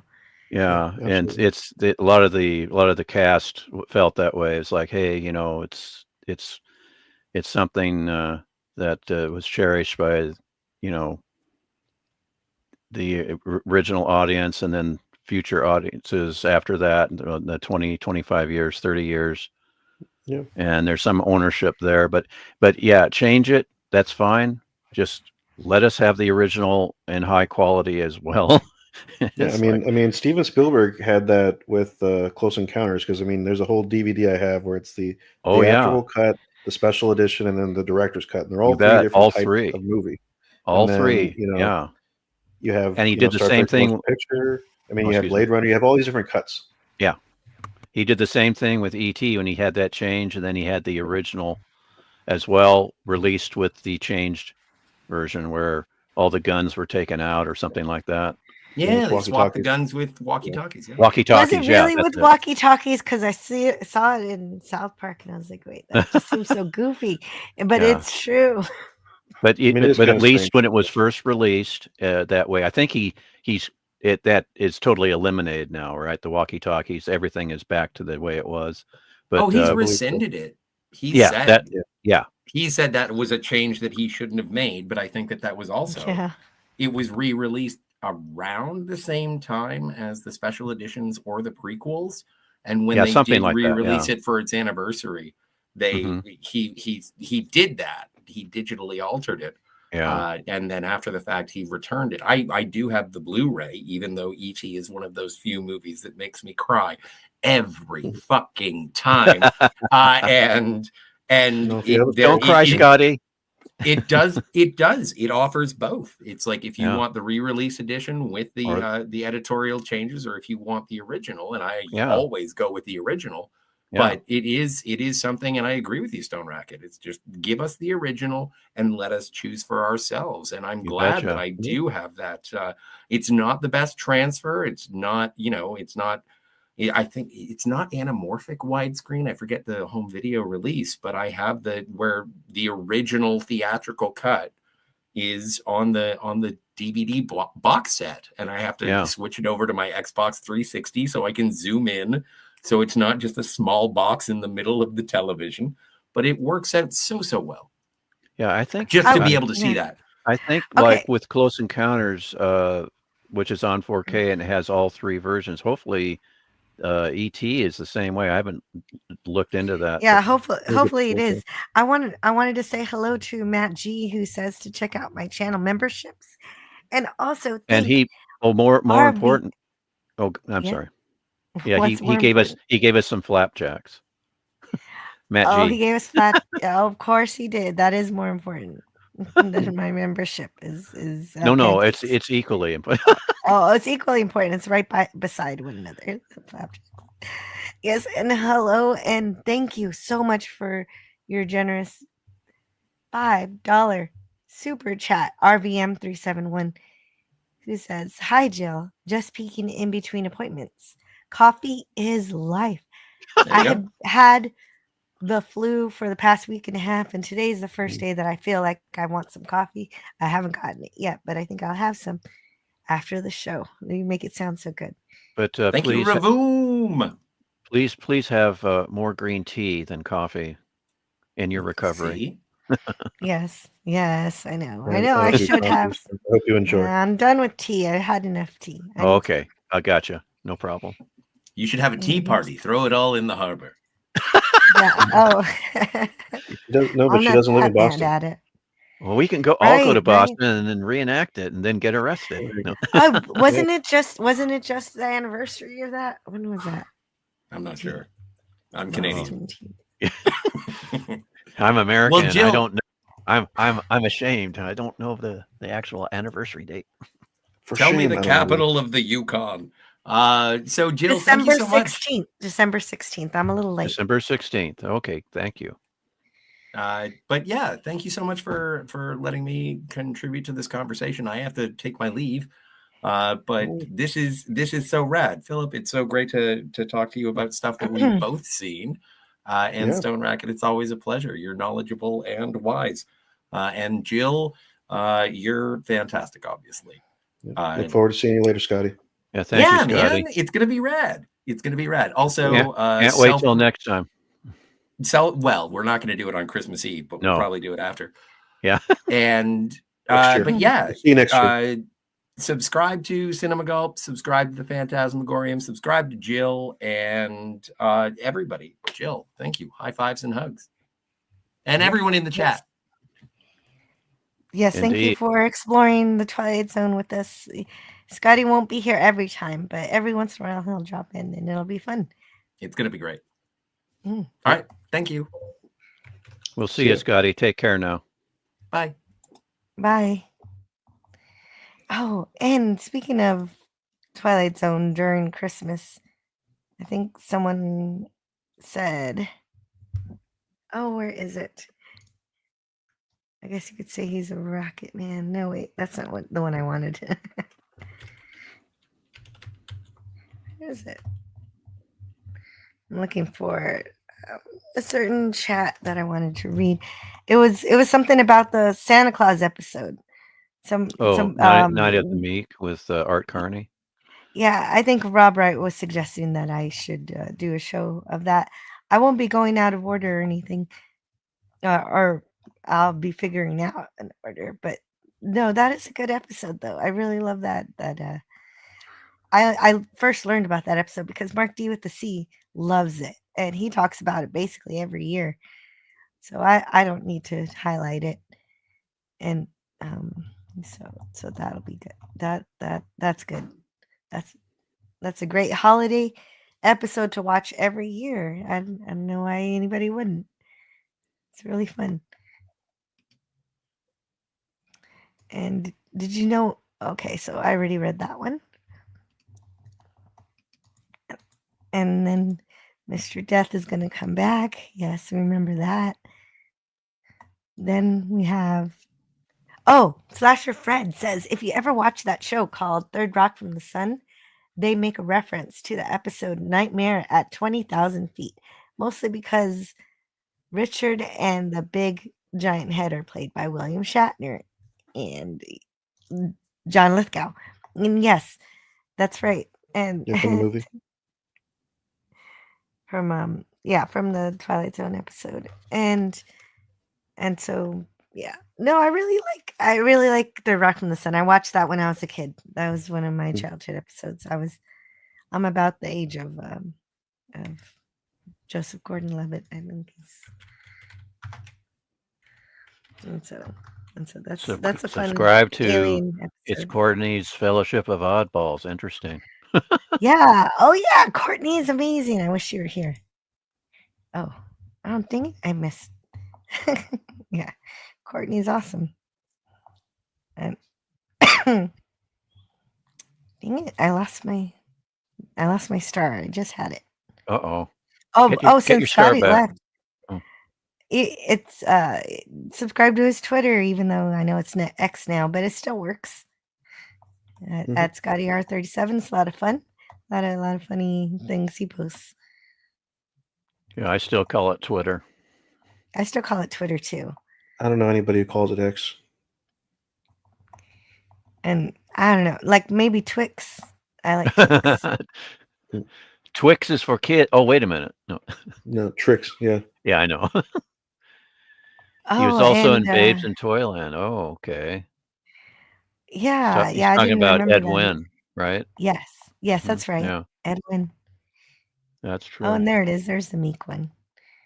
There's the Santa Claus episode. I didn't even know there was a Santa Claus episode. So thanks. Yeah, to Night of the Panelists Meek. It's for one of that. the 6 episodes shot on videotape because of the idiocy of CBS thinking that they would save money.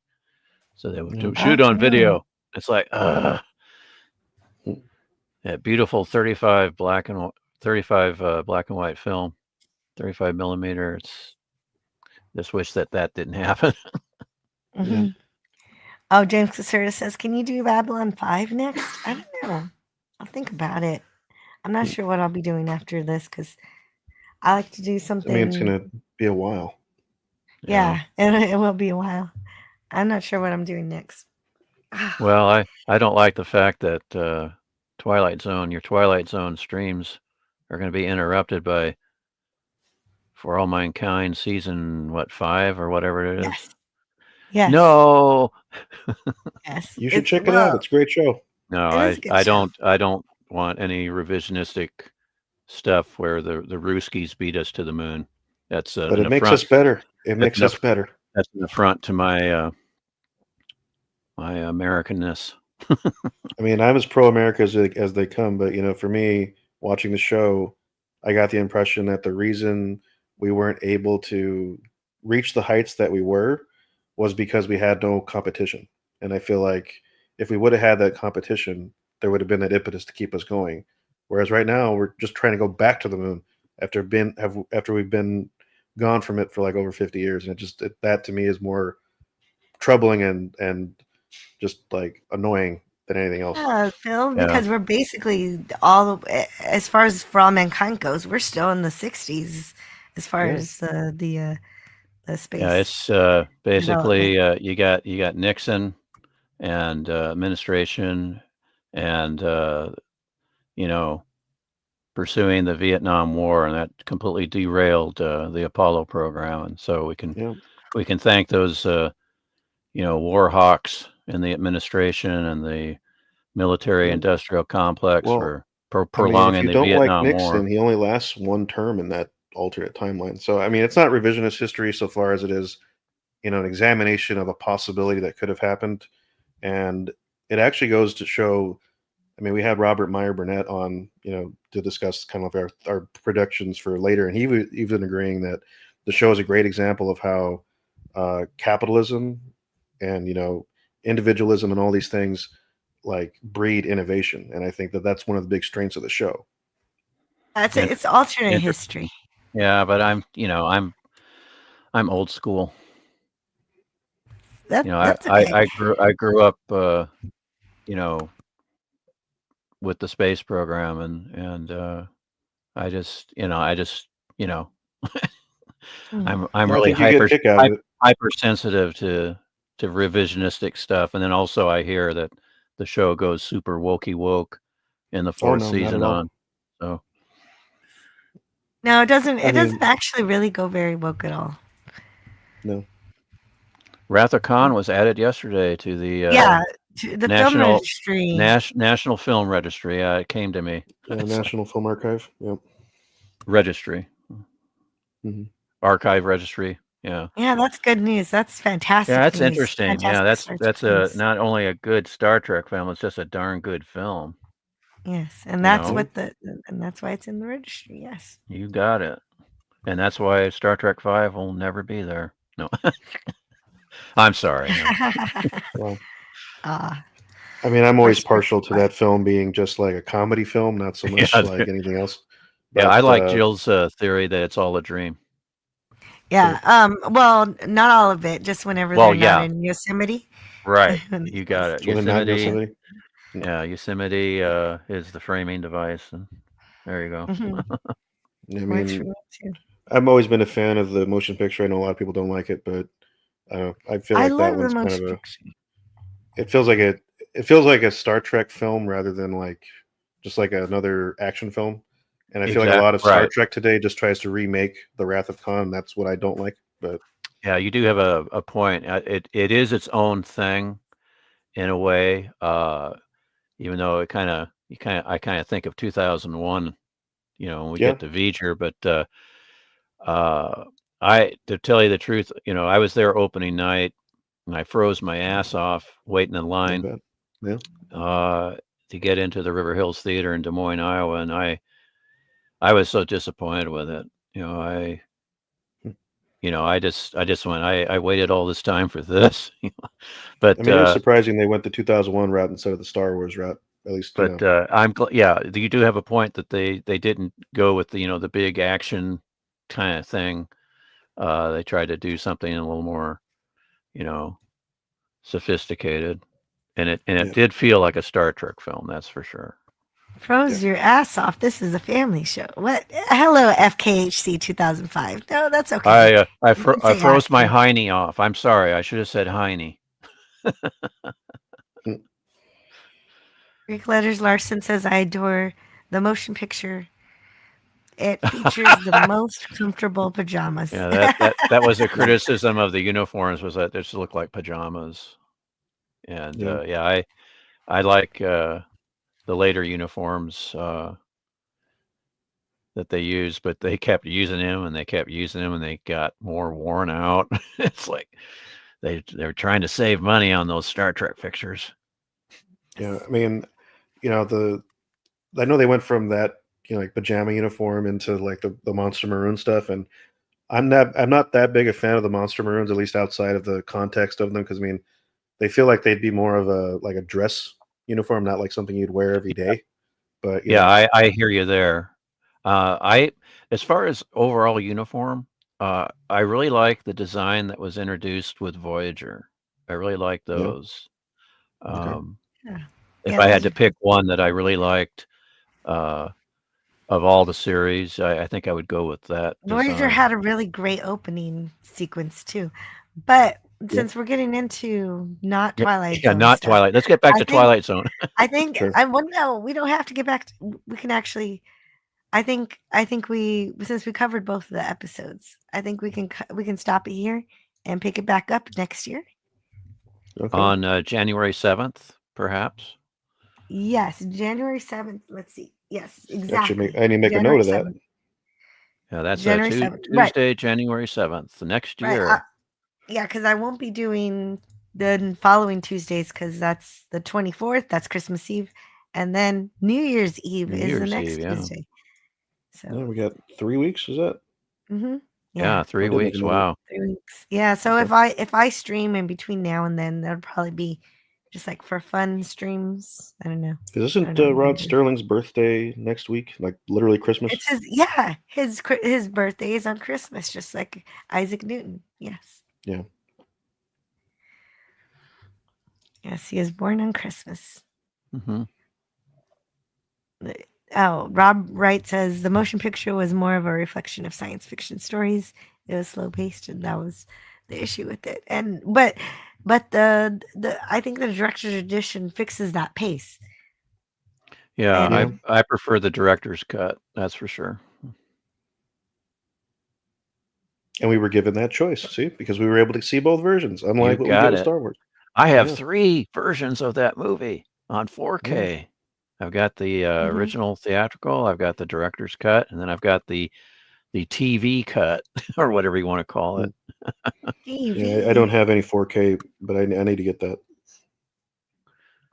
All right, and it's also to help my voice come back because it's coming back, Yeah. but I want it to completely come. You have 3 weeks. Yeah, 3 and weeks, and you'll be better than ever, Jill. Yeah, Yeah. and it'll be great. Well, geez, 3 weeks. I better be better by then. Yeah, Oh, God. fingers crossed. This is nuts. Yeah. Well, this has been really fun, and it's going to be a great journey to go on with everyone here exploring Rod Serling's The Twilight Zone. Yeah. Yes.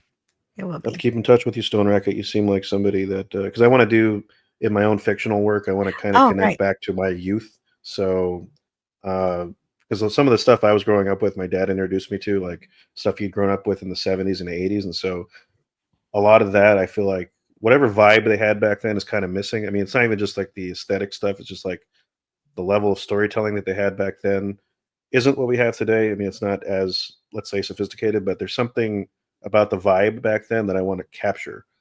And so, that's what my fiction's going to eventually do with my explorer novels. And so that's like a space adventure that's also set in an alternate timeline. But in that timeline, it's the Germans that beat us to the moon. But then again, that gets turns into some crazy stuff after that. But um, next year, I'll be rebranding my channel. What it'll turn into, I'm not exactly sure. But for right now, it is still called Fleet Admiral Levi. If anybody else in the chat or anybody hasn't followed me already, definitely do so. I recommend it. We're going to be up to some crazy stuff next year. So I hope you're wanting to join because we're going to be exploring a little more of my Explorer novel series. So please. Will do. Absolutely. Yes, thank you. Thank you, Phil. Is there anything you wanted to add before we go today, Stone Racket? Well, just what Philip was saying about recapturing that certain something.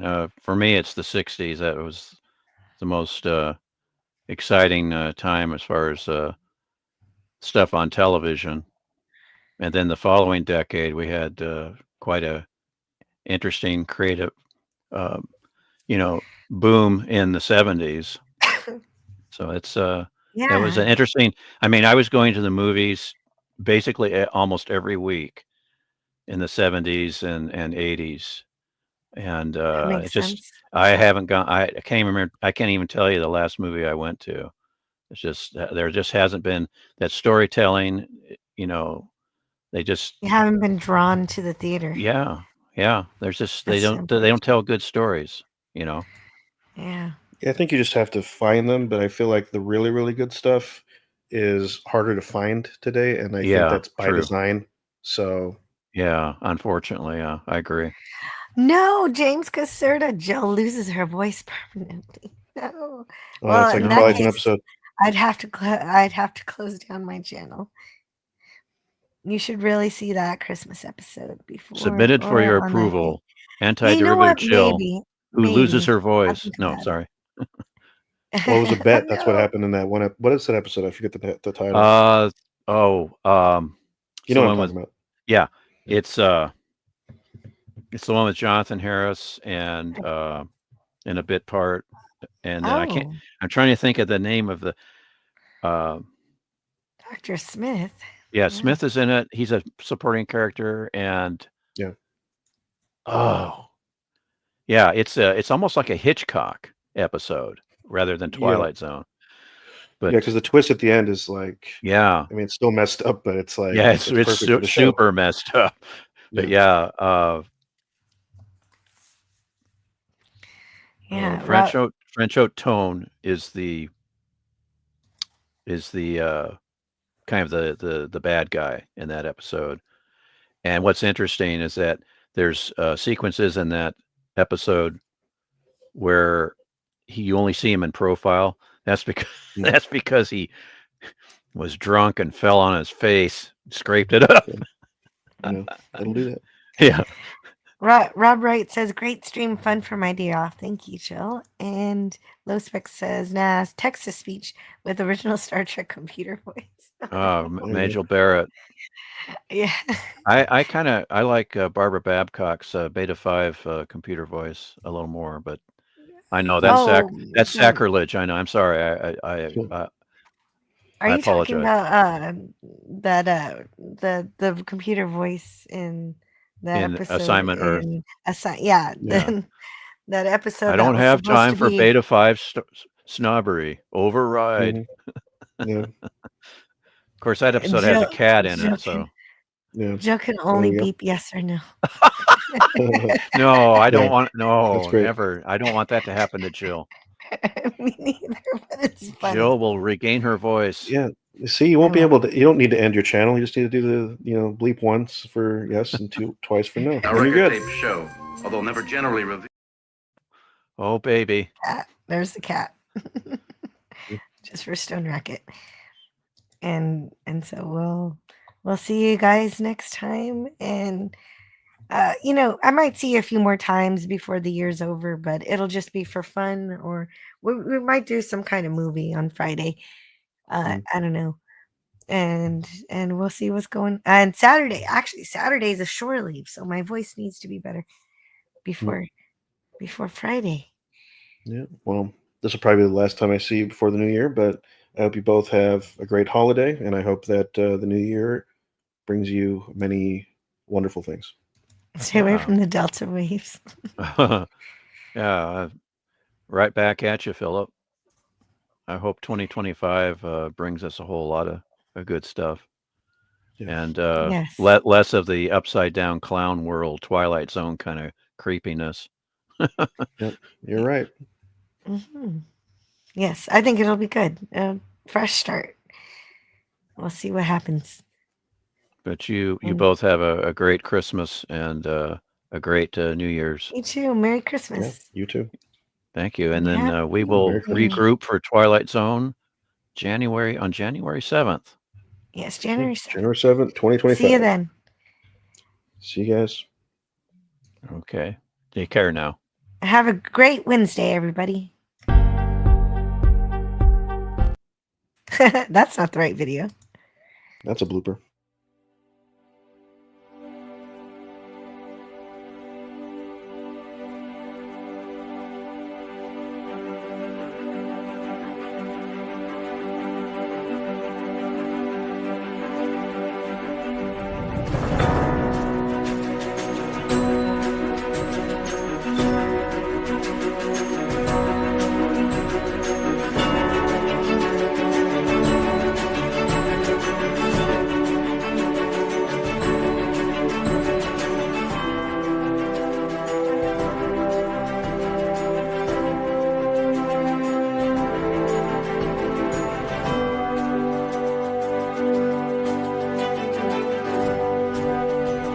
Learn all that is learnable. And the ways our differences combine to create meaning and beauty. It has always been easier to destroy than to create. May we together become greater than the sum of both of us. Well, now you have something new to think about. Carry on.